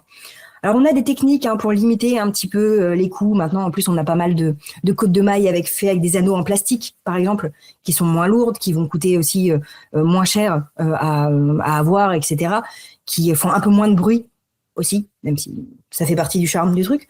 Et on a, alors, grosse technique du médiévalisme et surtout des séries. Quand vous regardez une série, faites attention au brouillard. Voilà, là, je viens de terminer la série Robin des Bois qui est sortie, je sais plus, en octobre-novembre de l'année dernière, 2025, avec Sean Bean dans le rôle du shérif de Nottingham. Et je cochais toutes les cases, des clichés, au fur et à mesure. Et il y a notamment cet usage permanent de cette espèce de brouillard. En fait, on met des machines à fumer régulièrement, ce qui permet de cacher un peu. Voilà, ce qui permet de cacher la technique. Alors, il n'y a pas que le Moyen-Âge, il y a plein de films historiques qui l'utilisent, mais dans le Moyen-Âge, on le fait beaucoup. Parce que ça permet de cacher un peu les câbles ou les trucs qui feraient pas trop Moyen-Âge, les gouttières, des choses comme ça. Mais du coup, ça donne l'impression qu'au Moyen-Âge, il y a toujours de la brume ou du brouillard ou de la fumée. Donc forcément, on va faire des incendies pour justifier un petit peu le fait qu'il y ait de la fumée. Donc il y a cette espèce d'atmosphère qui est mise en scène. Mais voilà, c'est des techniques pour réduire un petit peu les coûts. Mais malgré tout, ça faisait un petit peu peur de mettre en scène le Moyen-Âge parce que ça coûte de l'argent, on n'était pas sûr que le public suive. Et à partir de Game of Thrones et de Vikings, on va avoir des producteurs qui se rendent compte que il faut investir un petit peu au début, clairement, mais que ça rapporte. Et dans le cas de Game of Thrones, les budgets ont vraiment augmenté au fur et à mesure de la série. C'est pour ça que dans les premières saisons, on a des techniques pour éviter, par exemple, certains, je crois que c'est la bataille du bois au murmure, où voilà, on a certaines batailles comme ça qu'on voit pas, parce qu'on a une ellipse, ou parce que on suit le point de vue de Tyrion, et que Tyrion, il s'est fait assommer juste avant la bataille. Voilà. On a des petites astuces comme ça pour éviter d'avoir à mettre en scène une bataille, parce que ça coûte cher à produire. Mais voilà, ça va être un petit peu des déclencheurs comme ça. Et c'est des séries qui sont produites justement pour s'adresser à un public adulte, ou voilà, adolescent plus, j'ai envie de dire. Et dans le cas de Vikings ou de Game of Thrones, on va pouvoir jouer sur ça, c'est-à-dire qu'on va pouvoir mettre en avant notamment beaucoup plus de violence. Ce qu'on ne pouvait pas faire dans plein de séries avant. Ça ne veut pas dire qu'il n'y avait pas de violence, puisque justement il y avait des morts un petit peu partout, mais c'était pas les trucs traumatisants qu'on peut voir dans Game of Thrones ou Viking parfois. Ouais. C'est les morts que vous avez dans des séries comme Barnaby ou dans Columbo, si vous voulez. C'est que voilà, oui, il est mort, c'est triste, mais vous voyez pas une mare de sang, vous voyez pas. Regardez Columbo et Barnaby, j'adore. Mais bon, c'est pareil. Si vous voulez regarder Barnaby, vous faites un petit jeu et vous mangez un chocolat, parce que l'alcool c'est pas bien, mais vous mangez un chocolat à chaque fois qu'il y a une kermesse. Il y a des kermesses dans tous les épisodes de Barnaby. Bref. Mais donc, on avait en fait la possibilité de montrer plus de choses parce qu'on avait le budget et parce que c'était diffusé sur des chaînes où on risquait pas de tomber qu'un enfant tombe sur le programme. Et du coup, ça va un peu avoir l'effet inverse, c'est-à-dire que on peut mettre en scène de la violence, donc on va se mettre à associer la violence au Moyen-Âge. On en avait déjà avant, puisqu'on avait toujours une focalisation sur les chevaliers, les seigneurs, bref, des combattants. Et c'est quelque chose qui est aussi inscrit un petit peu dans notre historiographie, c'est-à-dire notre façon de faire de l'histoire. Pour beaucoup, alors ça change depuis pas mal d'années, heureusement, notamment depuis l'école des Annales, mais pendant très longtemps, quand on a enseigné l'histoire, on a enseigné les rois, les reines et les guerres. Voilà. 1515, Marignan, chouette, d'accord. Et maintenant qu'on a dit ça, qu'est-ce qu'on fait? Et du coup, ce qui fait qu'on avait une espèce de focalisation, quand je dis on, c'est le grand public, une espèce de focalisation sur l'histoire, c'est des dates, c'est des guerres, c'est des rois. Et les récits qu'on va mettre en scène dans les séries, elles sont beaucoup basées là-dessus. Et à partir de 2010, on va en plus pouvoir mettre en scène cette espèce de violence débridée qu'on va se mettre à associer vraiment très étroitement à la période médiévale. Et à partir de là, j'ai envie de dire, ça lance toute une vague d'œuvres qui vont jouer un petit peu sur ça, jouer sur le fait que le Moyen-Âge, c'est violent. Donc, on va mettre en scène, je ne vais pas dire que de la violence, hein, il y a des histoires derrière, mais des histoires qui tournent autour de la violence. Et ça se voit dans plein de séries qui s'adressent à plein de publics différents. Je pense par exemple à une série comme The White Queen. The White Queen, alors il y a 3 séries en fait adaptées des romans de Philippa Gregory, c'est The White Queen, The White Princess et The Spanish Princess. C'est tiré de romans historiques pour un public plutôt féminin, donc on est sur des histoires plutôt des histoires sentimentales, des histoires d'amour, etc., ou d'espèces de complots familiaux. On n'est plus sur des intrigues de cour, mais malgré tout, on va mettre en avant, alors c'est une autre forme de violence hein, aussi, mais on va mettre en avant, notamment sur les affiches, sur les affiches pour promouvoir les séries, on va mettre en avant l'héroïne avec une épée. Dans le cas de The Spanish Princess, c'est assez marquant. On voit l'héroïne avec qui est enceinte en plus à un certain moment de l'histoire, mais qui a son armure qui donc elle porte un plastron sur son ventre enceinte. Et on la voit avec une épée dans, je sais plus si c'est dans The White Queen, je crois que c'est dans The White Princess. On la voit sur l'affiche qui tient une épée, alors par la lame, ce qui au passage ne tenait pas une épée par la lame comme ça, donc pour voir le sang qui coule, etc. Mais c'est une héroïne qui combat jamais, c'est pas son rôle. Elle est pas là pour ça, et son histoire ne tourne pas autour de ça. Mais il faut montrer que c'est du Moyen-Âge. Donc si c'est du Moyen-Âge, il nous faut de la violence avec des épées. Voilà. Donc il y a cette espèce d'association qui se fait. Je vais pas dire systématique, mais très, très souvent, malheureusement. Ouais, c'est rigolo qu'on ait des clichés qui se renforcent comme ça de cette manière parce qu'il y a une attente, il y a des possibilités de production. Parce que je dis souvent que ce qui est intéressant avec les séries ces dernières années, c'est que finalement l'évolution de la recherche historique qui amène de nouvelles questions et donc de nouvelles représentations. Ben ça, par exemple dans Viking, on arrive à des femmes guerrières puissantes. Et en fait, ça véhicule des nouveaux clichés parce que en fait, on le sait de par la recherche historique.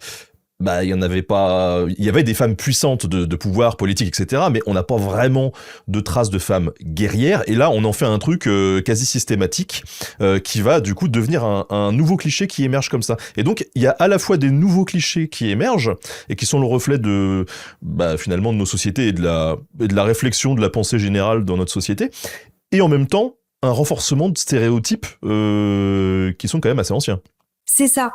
Et voilà, cette question des femmes guerrières, c'est assez intéressant parce que en plus, ça cristallise beaucoup de choses, hein, beaucoup de tensions, beaucoup de luttes aussi sur les droits des femmes, etc. Donc voilà, il y a ces aspects-là.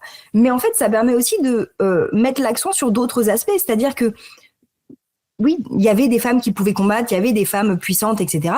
Ça ne veut pas dire que toutes les femmes étaient des combattantes et étaient puissantes, mais j'ai envie de dire, c'est le cas aussi des personnages masculins.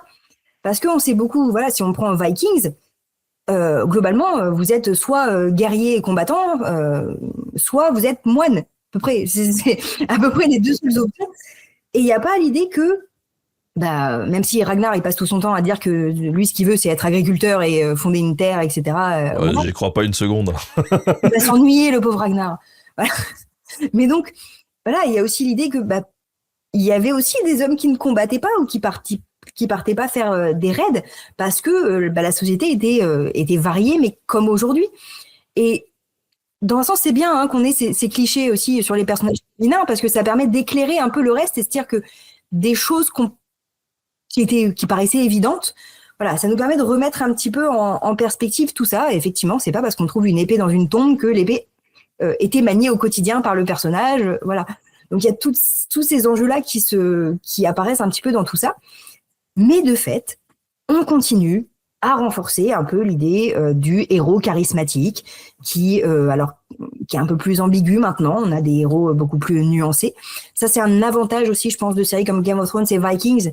C'est qu'on a pu avoir des récits beaucoup plus en nuances de gris. Alors c'est pas l'apanage du médiévalisme, hein. Très souvent en fait, quand il y a une dynamique qui se met en place dans les séries télé en général, il faut une dizaine d'années pour que ça arrive dans le médiévalisme. Au tournant des années 2000, on a eu beaucoup plus de séries avec des anti-héros, avec voilà, on a eu The Wire, on a eu Les Sopranos, on a eu des choses comme ça, Breaking Bad, etc. On s'est mis à aimer les bad boys. Bon ça. Oui, et inversement, où tu te dis, lui, c'est un gentil, puis ensuite, ah ben non. Voilà, et avec ce côté nuancé, en disant on aime un personnage et finalement on se rend compte qu'il est justement toxique, ou alors un personnage qui nous paraissait méchant et en fait qui est beaucoup plus nuancé. On a pu avoir des constructions comme ça parce que on avait des scénaristes qui ont pu prendre des risques dans la narration. On a eu des séries qui ont pu se développer sur un temps long. Et donc, il a fallu globalement une dizaine d'années pour que ça arrive jusque dans le médiévalisme, dans les séries médiévalistes. Et donc, avec des choses comme Game of Thrones, on se rend compte que on peut avoir des héros qui sont un peu ambigus. Voilà, Ned Stark est clairement un héros, mais en même temps, il ment sur des aspects importants. Ouais, et puis par la suite, dans toutes les saisons d'après, à chaque fois qu'on évoque son souvenir, il y avait toujours « Ah ouais, mais ton père, tu savais pas ce qu'il avait fait, il avait fait ça aussi. » Ouais. C'est ça, voilà. Et l'idée que, certes, c'est un héros, il est noble, etc., mais il y a des fissures. Et à l'inverse, on a le personnage de Jaime Lannister, qui a eu un très bel arc narratif, jusqu'à la dernière saison, où on nous le présente d'abord comme un prince charmant, idyllique, dans vraiment sa première apparition, avant de briser ça tout de suite à la fin du tout premier épisode. Voilà, j'essaie de le pire mec de la Terre. Ouais. Voilà, globalement, en une séquence entre, on va dire, sa relation familiale et sa relation aux enfants, j'essaie de pas trop spoiler si des fois vous n'avez pas vu Game of Thrones. La série a 15 ans, donc on va peut-être se signer si vous voulez regarder. Mais voilà, le personnage avait été vraiment brisé comme ça. Et petit à petit, à force de souffrance, là aussi, et à force de révélation, on se rend compte que le personnage est beaucoup plus ambigu que ça et que c'est pas juste un salaud. Et ça peut que se construire sur un temps long, en fait, pour que ce soit vraiment pertinent. Donc, c'est l'avantage des séries, c'est qu'on va pouvoir avoir maintenant cette évolution dans la représentation des personnages et beaucoup plus de nuances. Je parlais de Vikings à plusieurs moments. Ragnar, c'est clairement le personnage phare, c'est clairement le héros. Quand on s'arrête un petit peu sur ce qu'il fait, il maltraite tout le monde. Sa famille, voilà, Floki qui l'idolâtre, il le fait quand même beaucoup souffrir, etc. Donc il y a quand même beaucoup d'ambiguïté sur le personnage et en plus ils ont réussi. Je trouve que ça c'est une belle chose que la série a proposé. À un moment de l'histoire, j'essaie encore une fois de pas trop en dévoiler. À un moment de l'histoire, Ragnar disparaît. Voilà. Ce qui fait que ils ont quand même beaucoup construit cette série sur ce personnage-là.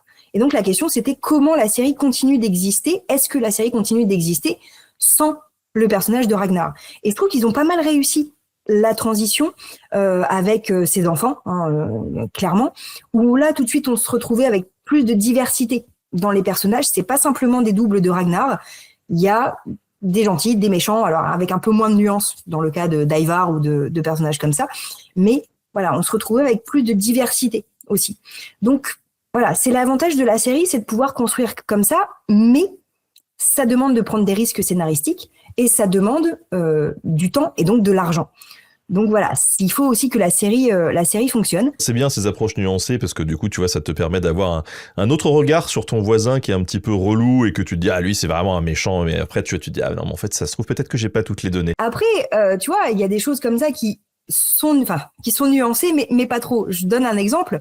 À partir des années 2010, on va avoir dans justement la veine de Game of Thrones aussi pas mal de séries qui sont toujours adaptées de sagas littéraires et notamment d'œuvres de fantasy. Et parfois, on a des œuvres de fantasy qui sont géniales parce qu'elles ont de la nuance, parce qu'elles sont très bien écrites. Et quand on les transpose en série audiovisuelle, en série télé, ça marche pas toujours. Voilà, je pense à La Roue du Temps, je pense à The Witcher, qui est une série que j'affectionne tout particulièrement pour 1000 raisons. Mais il n'empêche que la série est pas du tout au niveau de ce que peuvent être les romans ou de ce qu'ont pu faire les jeux vidéo, par exemple. Donc voilà, il suffit pas d'avoir un bon matériau et d'avoir du budget, il faut encore un petit quelque chose en plus. On avait une question qui nous disait, est-ce que tu penses que les Vikings sont généralement bien représentés dans les séries? Non, parce que déjà, enfin voilà, t'es bien placé pour le savoir. Les Vikings, c'est pas un peuple. Voilà, les Vikings, c'est une fonction, un métier, si vous voulez, c'est une activité qu'on va faire. Et en fait, quand on parle de Vikings dans l'imaginaire collectif, ça change un petit à petit, mais on imagine voilà ces fameux guerriers. Éventuellement, parce qu'on a toujours du mal à s'en défaire avec le fameux casque à cornes, qui n'a aucun sens, à la fois d'un point de vue historique et d'un point de vue martial. Essayer de combattre avec ça, ça n'a aucun... Voilà, à part vous donner un désavantage, je pense que ça ne sert à rien. Ça a un peu de gueule, je vous l'accorde. Mais à quel prix, j'ai envie de dire. Voilà. Ça dépend quelle corne. Hein. Si tu prends dans certains Conan le Barbare, t'as des casques à cornes qui sont un peu impressionnants, tout ça machin. Si tu prends le casque à cornes basique des Vikings comme ça, c'est un peu nul. Hein. Il y a ça, il y a un film qui avait été sur Disney+ pendant un temps, et je pense qu'il a tellement peu marché qu'en 3 mois ils l'ont enlevé. Si vous avez l'occasion de retomber dessus, ça s'appelle The Princess. C'était un film de Disney+ qui joue justement avec tous les clichés. Il y a beaucoup de second degré en fait. C'est un film d'action, d'aventure, etc. avec une héroïne badass et tout. Mais qui a beaucoup de second degré et qui joue à la fois sur les clichés du médiévalisme et des pirates de façon intéressante. Et à un moment dans ce film, il y a un méchant qui évidemment combat torse nu pour montrer son énorme musculature et il a un casque à cornes qui dissimule d'ailleurs en grande partie son visage, mais il l'utilise comme un taureau. C'est-à-dire qu'à un moment, on le voit frotter du pied sur le sol pour charger et il fonce tête la première. Parfait. Pourquoi ? Voilà. À part se briser les cervicales, je vois pas quelle est la pertinence de ce move. Donc voilà, Parce que c'était inattendu. Et en combat en 1 versus 1, quand on surprend l'adversaire, on gagne. Voilà. Alors là, en l'occurrence, il lui arrive pas que des bonnes choses, mais du coup, voilà, j'ai trouvé ça, quitte à jouer sur le casque à cornes, ils ont poussé le truc à fond. Le casque à cornes, ça a aucun sens, on va le faire combattre comme un taureau. Voilà. Mais alors, tu disais justement, tu parlais des adaptations littéraires, c'est vrai qu'il y en a de plus en plus. On peut se poser la question du pourquoi. Est-ce que c'est parce qu'en fait, il y a des enjeux financiers et qu'on se dit faut qu'on se repose sur une licence, une marque qui existe déjà et qui a déjà un public ou... Oui, il y a cet aspect-là. Il y a une espèce de sécurité parce que ça veut dire que si c'est une œuvre qui a éventuellement The Witcher ou La Roue du Temps, on a pas mal de tomes. Donc en plus, l'histoire a eu le temps de s'imposer. Ça veut dire qu'il y avait un public qui suivait généralement dans le monde entier, ou en tout cas c'est traduit dans plein de pays, etc. Donc on a cette espèce de sécurité. Il y a toujours un risque, parce que quand on a suivi une œuvre et qu'on aime une œuvre littéraire, on est généralement assez critique vis-à-vis de l'adaptation, mais malgré tout, ça veut dire que c'est des gens qui vont regarder, même si c'est regarder pour détester. Voilà, le hate watch, c'est aussi un concept qui rapporte de l'argent. Donc, on se dit, même si les gens critiquent, ils vont au moins regarder le début, regarder les premières saisons. Ça peut suffire à faire du buzz et à attirer d'autres publics. Donc, il y a cet aspect-là. Et il y a le fait que effectivement, on a déjà une histoire qui est déjà construite, qui a déjà des personnages. Donc, ça va pas nous coûter cher de créer des choses comme ça.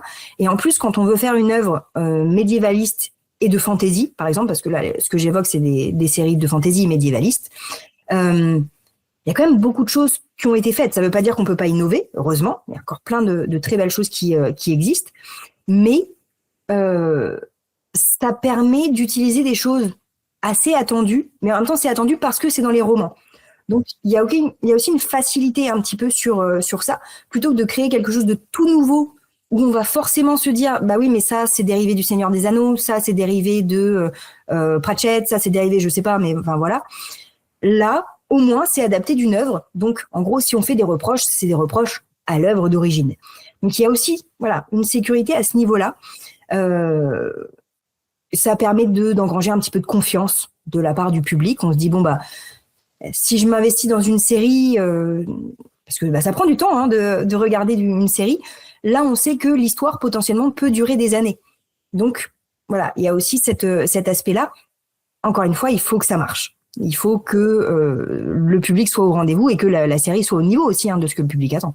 Alors toi, tu disais que tu as beaucoup bossé sur The Witcher, toute une série de romans absolument incroyables, qui a donné aussi un jeu vidéo, plusieurs jeux vidéo, et une série du coup. Alors il y a plusieurs séries en fait, en l'occurrence. Déjà parce qu'il y a une série polonaise qui a été créée en 2001 et qui est sur je sais plus, Dailymotion ou YouTube. Enfin voilà, elle est sur une des plateformes. Alors c'est en polonais, mais je crois qu'il y a des sous-titres anglais. Si par hasard vous ne comprenez pas le polonais, ce qui arrive aux meilleurs d'entre nous, hein, je vous cache pas que j'essaye désespérément d'apprendre le polonais et que c'est pas une langue simple. Mais effectivement, en fait, il y avait une première adaptation en 2001 qui était sortie. C'était une série. Enfin, il y a eu 2 découpages. Il y a eu une série et un téléfilm avec du bon et du moins bon, parce que c'est la télévision polonaise des années 2000, avec les moyens de la télévision polonaise des années 2000. Donc, si vous attendez effectivement à des grands combats épiques, etc., et des choses à la Netflix ou HBO, vous allez être un peu déçus. Mais il y a beaucoup de cœur dans cette série. On sent qu'ils étaient attachés aux matériaux, même s'ils ont pas toujours pu faire ce qu'ils voulaient. Juste attention avec la scène de Pavetta qui se met à hurler dans le banquet, parce que si vous avez le son à fond, ça peut vite briser un tympan, je pense, dans cette mise en scène.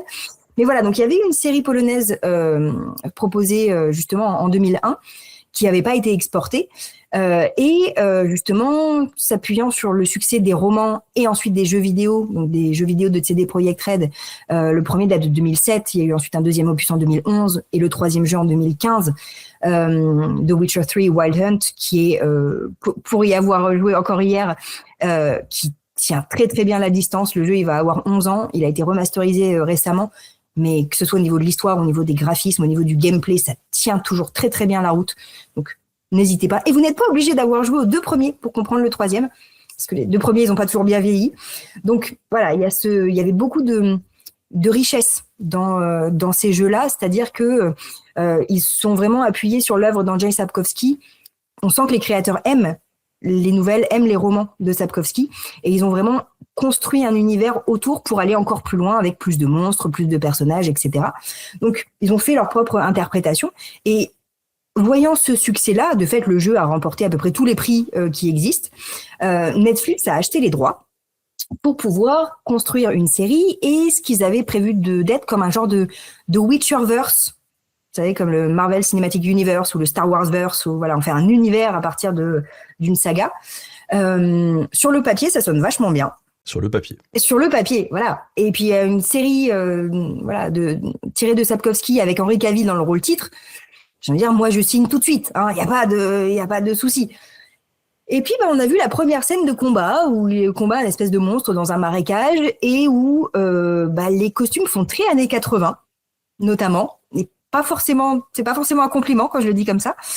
Alors je sais pas si c'est une question de budget, si c'est une question de choix artistique, mais la première saison n'a pas forcément convaincu, c'est le moins qu'on puisse dire. Moi j'ai pris mes distances, honnêtement. Ouais. Je comprends. Alors il y avait un truc super intéressant dans la première saison. Si vous voulez la revoir, sait-on jamais, ils avaient fait un truc qui était assez intéressant, mais je pense trop subtil pour en plus une première saison. Parce que si vous ne connaissiez pas les romans ou si vous ne connaissiez pas bien les jeux, vous êtes probablement passé à côté.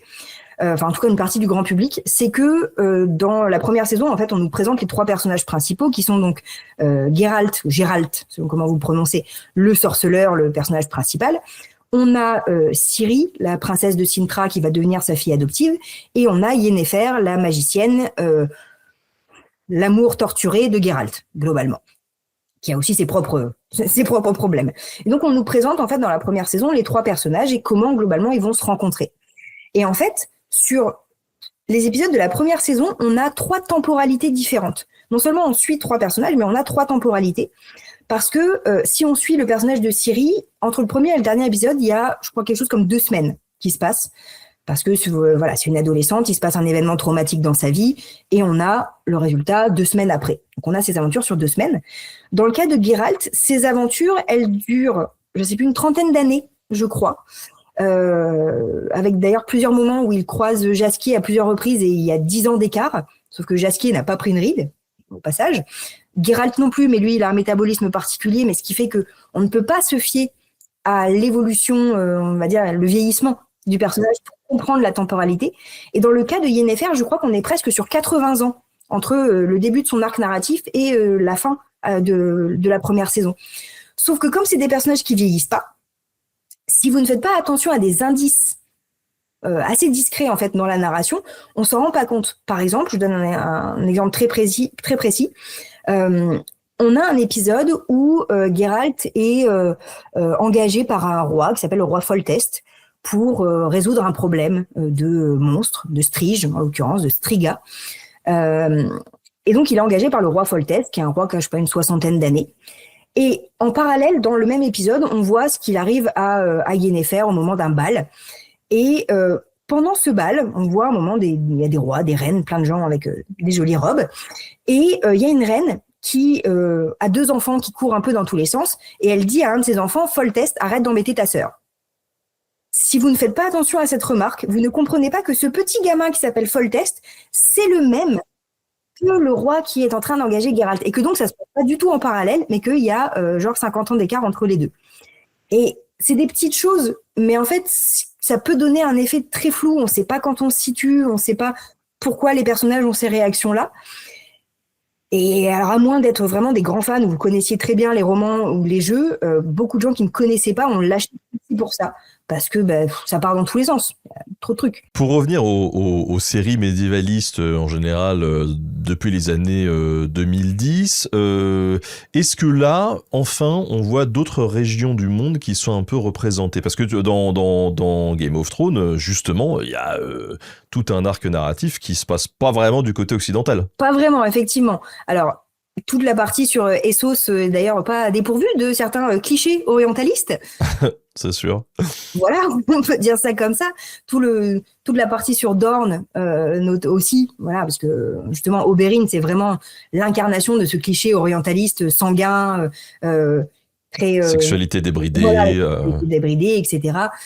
Donc, personnage, encore une fois, très charismatique, hein, mais il n'empêche qu'on continue à entretenir certains clichés. Donc voilà, Game of Thrones s'ouvre par exemple un petit peu comme ça. Même principe dans Vikings, on a des personnages qui voyagent beaucoup. Donc on va avoir une partie de la Méditerranée, enfin ce qu'on appellerait le Maghreb globalement.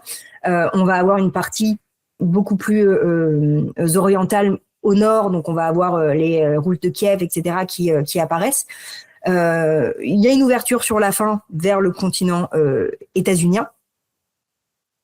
C'est pas vraiment les États-Unis, mais c'est pensé comme ça quand même. Donc on a une ouverture un petit peu géographique comme ça à travers les personnages de Vikings qui voyagent. Mais on a aussi de plus en plus des séries qui sont produites ailleurs ou qui permettent d'avoir différents points de vue. Il y a la série Marco Polo que j'ai pas évoquée, mais qui est aussi basée sur ce principe de voyage. Alors toujours avec une perspective occidentale, mais qui va permettre d'avoir plus de paysages, plus de lieux et plus de clichés aussi liés à différentes régions d'Asie. On a par contre des séries qui sont produites en Europe de l'Est, par exemple, c'est le cas de Korona Królow, qui est une série polonaise. On a la série Omar, que je trouve très très ingénieuse. C'est une série qui date de 2012, qui avait été, si je dis pas de bêtises, diffusée pendant le Ramadan. Et ce qui est intéressant, c'est que dans la série Omar, on raconte la naissance de l'islam. Donc, on va être certes sur une forme de médiévalisme, mais qui n'est pas le médiévalisme occidental. Donc, il va avoir d'autres enjeux, d'autres thématiques, d'autres types de personnages. Et je trouve que la série est vachement ambitieuse sur plein d'aspects, mais notamment parce que mettre en scène la naissance de l'islam, ça implique aussi des difficultés de représentation. De fait, puisqu'on ne peut pas représenter le prophète. Donc, je trouve que la série a été très habile. Là où je trouve que la série a été très habile, c'est que toute la série est vue du point de vue du prophète. On le voit à travers ses yeux. Ce qui fait que le personnage n'est pas représenté, mais qu'on a malgré tout toute la naissance et toute la complexité aussi de structurer l'islam dans ses premiers temps. Et la série a d'ailleurs beaucoup marché, elle a été rediffusée à plusieurs reprises. Mais voilà, ça permet aussi d'avoir une autre perspective qui tient compte des enjeux d'autres pays, d'autres religions aussi, pour avoir un peu plus de diversité et se rappeler que justement le Moyen-Âge, c'est pas que la France, l'Angleterre et ces pays vraiment d'Europe occidentale. On a eu le Cid aussi, alors on est sur l'Europe occidentale, mais on a eu une série sur le Cid de Conquistador. Alors, série qui était pas mal, même si je trouve que la première saison, elle parler familièrement, elle rame un peu. C'est-à-dire qu'on commence par nous expliquer qu'il y a une grande bataille qui a permis aussi d'avoir son nom. Et en fait, après, on va nous délayer toute la saison pour arriver à cette bataille. Voilà, histoire de nous faire rester jusqu'au bout. Mais voilà, ça nous permet déjà d'avoir un peu plus de choses différentes. Et dans le cas du Cid aussi, on est certes en Espagne, mais on a toute l'influence arabe qui va être beaucoup plus mise en avant aussi. Donc on avance, voilà, doucement mais sûrement, on avance. Et en fait, le truc, c'est que on le voit pendant des dizaines d'années, on a été soumis aussi au circuit de distribution, en fait. Et forcément, quand les films sont produits aux États-Unis ou en Europe et qui sont distribués que aux États-Unis et en Europe, t'es influencé par ça. Mais c'est vrai qu'avec Netflix, par exemple, si on parle même de cinéma en général ou de séries en général, tu vois, c'est vrai qu'avant, j'avais pas la sensation qu'on avait beaucoup de séries espagnoles, par exemple, qui étaient poussées. Alors que là, de plus en plus, par exemple, sur Netflix, on a même des séries danoises qui ont été poussées, ou allemandes, le truc, voilà. Et justement, au niveau de la Corée aussi, il y a tout un cinéma et une production sérielle asiatique qui débarque de plus en plus en Europe. Et je pense, par exemple, je sais pas si tu l'as vu, à Kingdom, qui est une série de zombies médiévales. Voilà, c'est assez chouette, quoi. En Corée. Et en Corée, donc en plus, il y a d'autres enjeux parce que c'est les codes du cinéma asiatique coréen qui sont appliqués là, ou des séries qui sont appliquées à cette série. Donc pas du tout les mêmes attentes, le même type de personnages. Hein, les enjeux de virilité, par exemple, sont pas les mêmes entre notre Occident et certaines régions d'Asie. Donc les héros répondent pas aux mêmes critères physiques, aux mêmes critères de comportement aussi. La question de comment on met en scène les sentiments, les émotions, parce que ça c'est toujours un grand débat. Est-ce que les hommes ont le droit d'exprimer des émotions ? Oui, hein, mais visiblement parfois c'est un peu compliqué. Donc voilà, il y a ces enjeux-là qui changent. Et en plus, donc on est sur du médiévalisme, mais tu le disais, un médiévalisme de zombies. Donc puisqu'il y a une genre d'épidémie, hein, c'est une façon de croiser tout l'imaginaire autour de la peste, par exemple, et d'associer ça à des productions de zombies, donc qui fonctionnent avec leur propre code aussi. Et donc, je trouve que ça marche vachement bien. Si vous n'avez pas vu Kingdom, je trouve que la série elle date de 2019 et elle est vachement bien.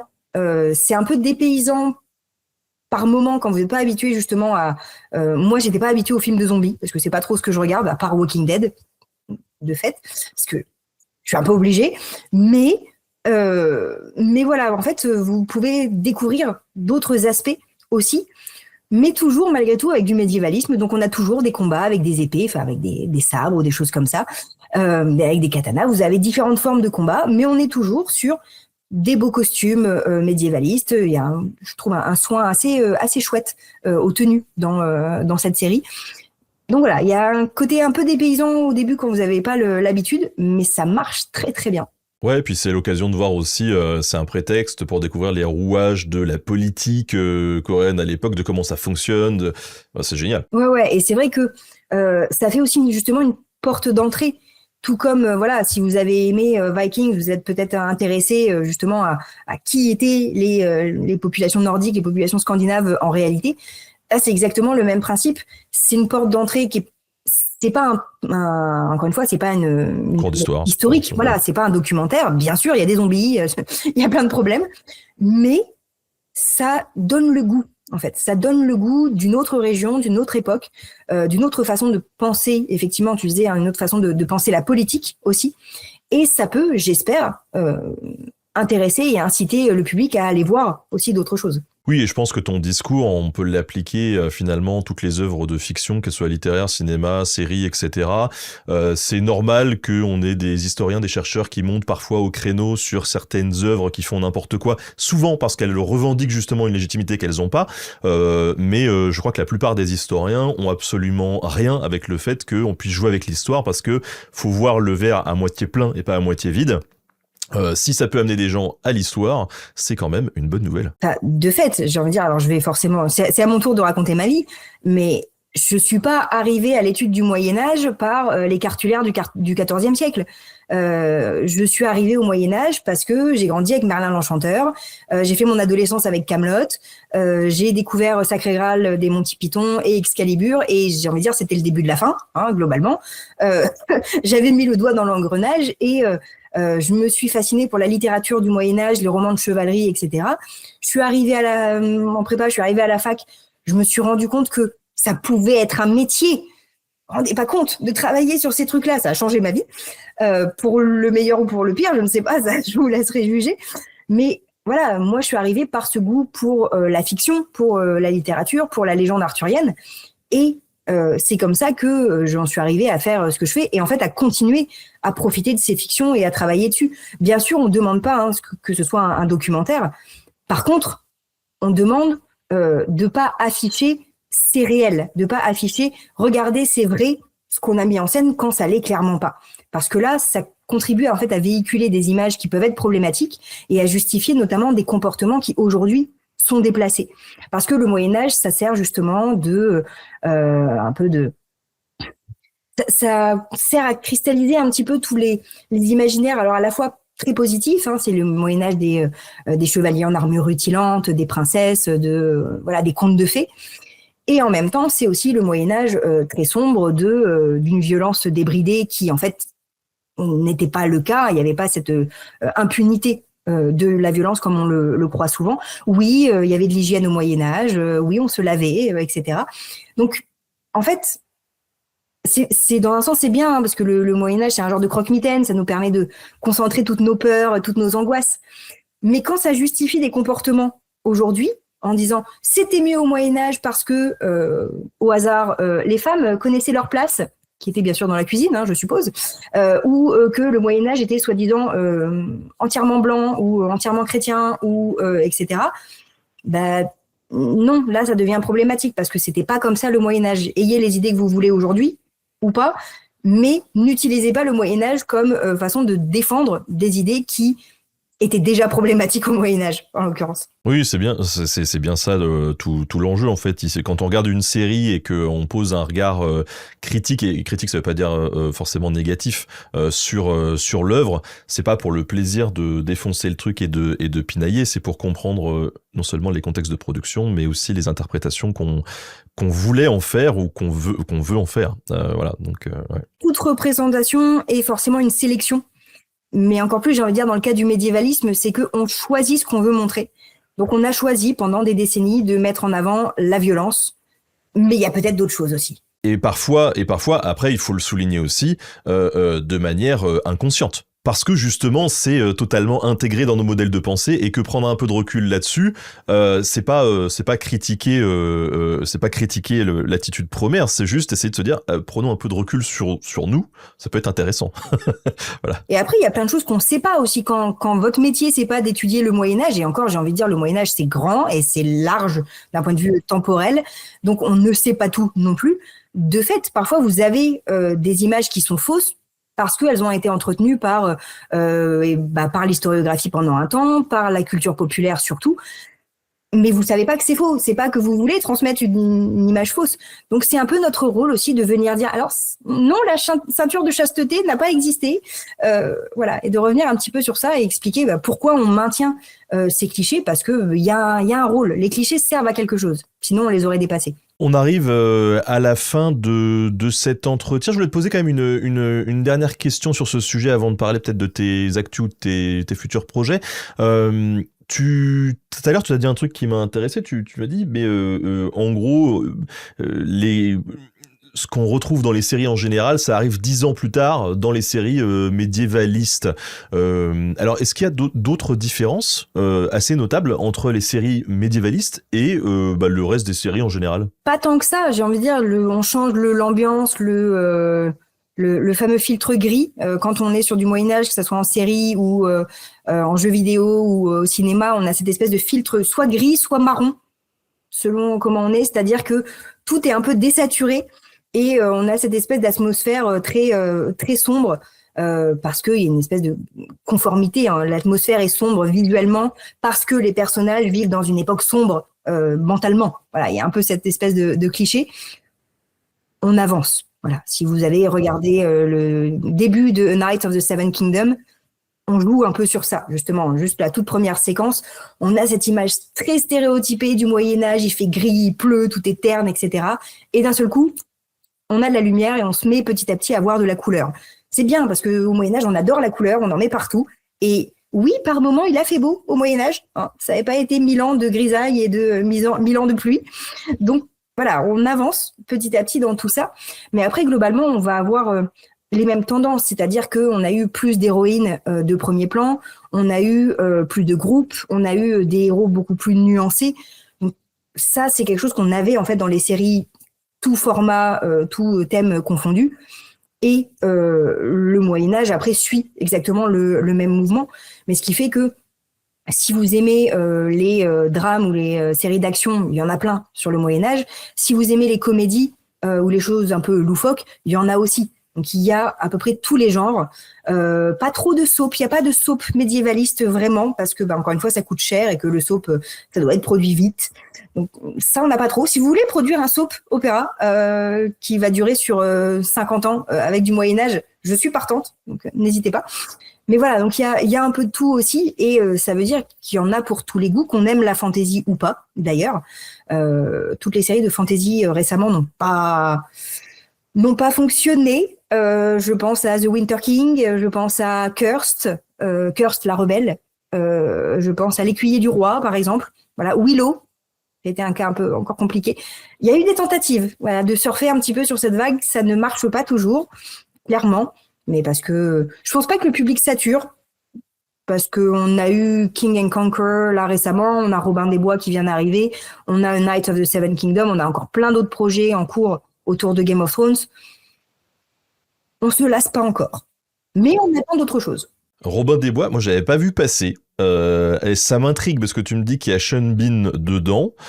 Du coup, je me pose plein de questions en me disant, mais du coup, est-ce que ça veut dire que le shérif Nottingham, de toute façon, il va mourir à un moment donné parce que c'est Sean Bean.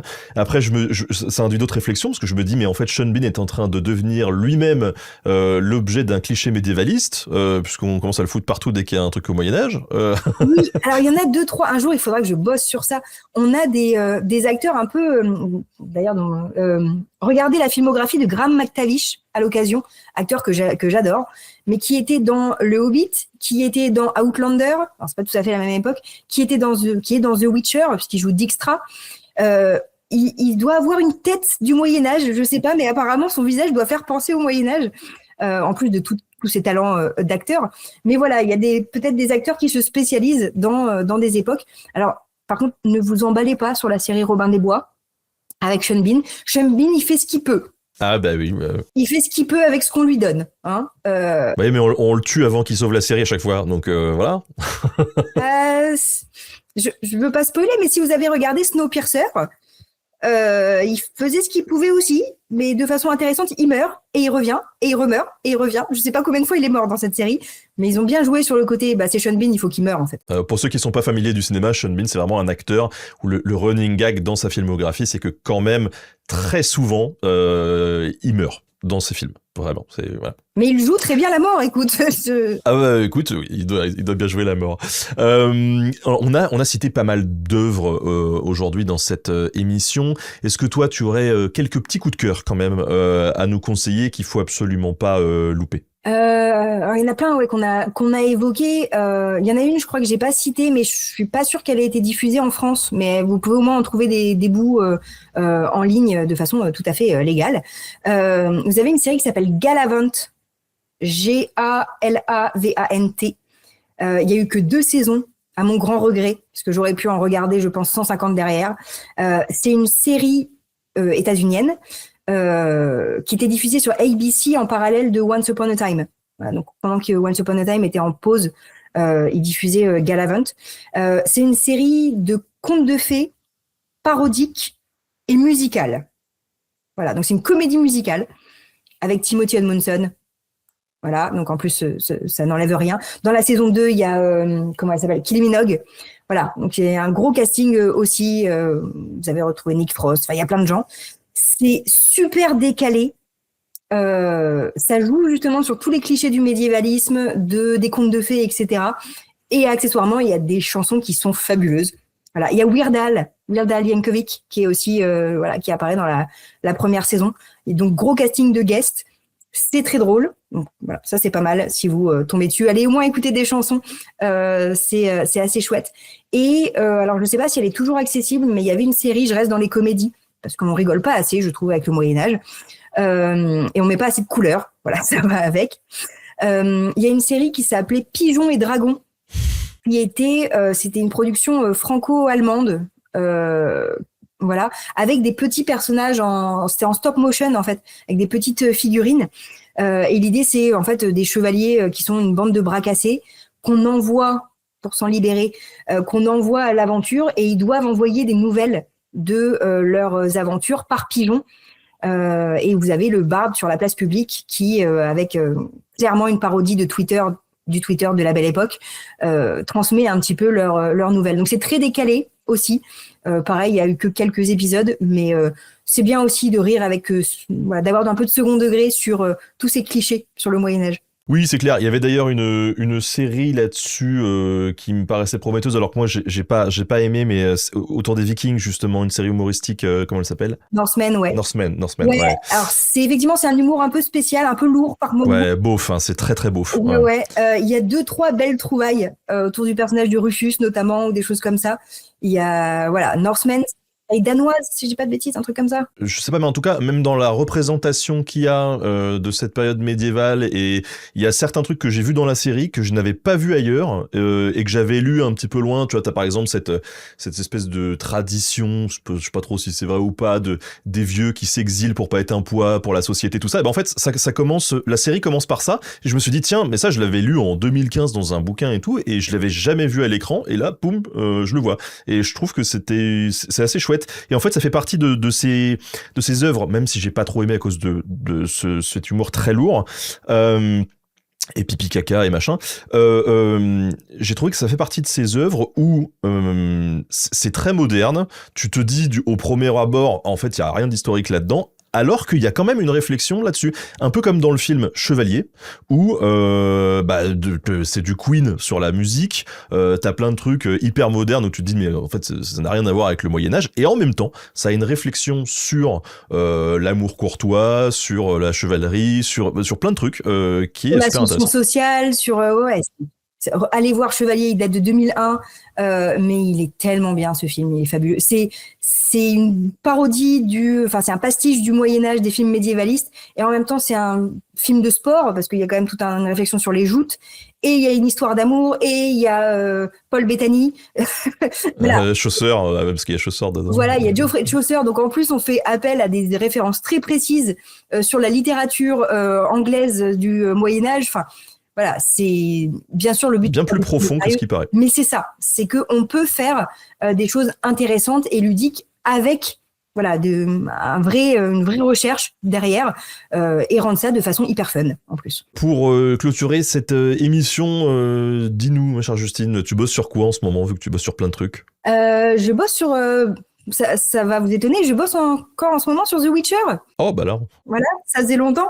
Pour plein de raisons, mais il y a notamment, ça devrait sortir, j'espère, d'ici quelques semaines, peut-être quelques mois. Là, j'attends les épreuves à relire. Un petit bouquin en anglais qui parlera des traductions de The Witcher, donc là plus les romans, les nouvelles, et comment une série de fantasy publiée en Pologne, on est arrivé à ce phénomène international, et comment ça a été édité et traduit dans plein de langues. Alors c'est surtout sur les langues européennes, mais je parle un peu de la diffusion en Amérique du Sud, en Chine, etc. Donc j'ai lu plein de langues différentes. Voilà, donc c'était chouette. Donc il y a ça qui paraît bientôt, et puis là je suis en train de finir de dépouiller des archives, parce que j'ai pu faire ça l'an dernier, pour travailler sur le médiévalisme d'un auteur qui s'appelle Terence Hunbury White, T.H. White, dont le nom dit peut-être rien parce qu'il n'est pas très connu en France, mais c'est l'auteur de The Sword in the Stone qui a donné Merlin l'Enchanteur de Disney. Voilà, donc si vous connaissez Merlin l'Enchanteur, c'est grâce à White. Et en fait, c'était un auteur qui avait beaucoup de problèmes, mais c'était un auteur qui était fasciné par le Moyen-Âge et qui a écrit plein de choses autour du Moyen-Âge. Donc, je suis en train de travailler sur ça en espérant pouvoir terminer le manuscrit à un moment. Voilà, ça arrive. Si mon éditeur m'écoute, ça arrive, promis. Bah écoute, on suivra ces projets là. Peut-être que on pourra mettre en commentaire et en description comme d'habitude peut-être une liste d'ouvrages un peu cool à aller lire ou de documentaires à regarder si que tu peux nous conseiller si on veut s'intéresser un peu plus au sujet. J'en profite aussi pour parce que c'est un peu dans cette vibe quand même du médiévalisme. Pour vous conseiller le fabuleux documentaire qui est sorti sur France Télé, voilà, il était une fois, donc c'est la fantaisie. Donc tu interviens dedans à un moment donné. Moi, non. Toi, oui. Non, pas toi. Oui, moi oui, mais je me demandais si tu intervenais pas dedans. Tu vois, je t'ai rêvé dans le documentaire. Non, mais il y a plein de beaux mondes. Il y a William Blanc, il y a Yann Besson, il y a Estelle Faye. Voilà, il y a la dream team de la fantaisie contemporaine est là, donc n'hésitez pas, le documentaire est très bien fait, je trouve. Ouais, et le docu est super, et du coup on parle forcément un peu de tout ce dont on vient de parler aussi en filigrane. Donc n'hésitez pas à aller jeter un petit coup d'œil. Merci beaucoup Justine pour le temps que tu nous as accordé aujourd'hui, c'était super. Merci à toi, merci à toutes et tous pour les questions, les remarques. J'ai pas tout suivi au fur et à mesure, mais voilà, merci et puis pour les conseils aussi, les recommandations de visionnage et des choses comme ça. Donc, il y a plein de choses à regarder et j'ai envie de dire, il y en a forcément pour tous les goûts. Donc, quoi que vous aimiez, sauf si vraiment vous faites une allergie au Moyen-Âge, dans ce cas-là, vous m'avez peut-être pas écouté jusqu'ici. Mais sinon, voilà, vous trouverez forcément une série qui vous plaît. Donc, c'est chouette. Merci à toi, merci à vous tous d'avoir suivi cet entretien. Alors vous avez envoyé beaucoup de questions, je suis désolé, on n'a pas pu tout traiter. En vérité, on n'a même pas pu aborder tout ce qu'on voulait aborder avec Justine parce que on aurait pu en parler pendant non pas 4 heures mais 2 mois. Donc voilà, ça sera l'occasion peut-être de futures émissions. Merci à tous, merci à Louis pour la préparation de l'émission comme d'habitude et à très bientôt. Salut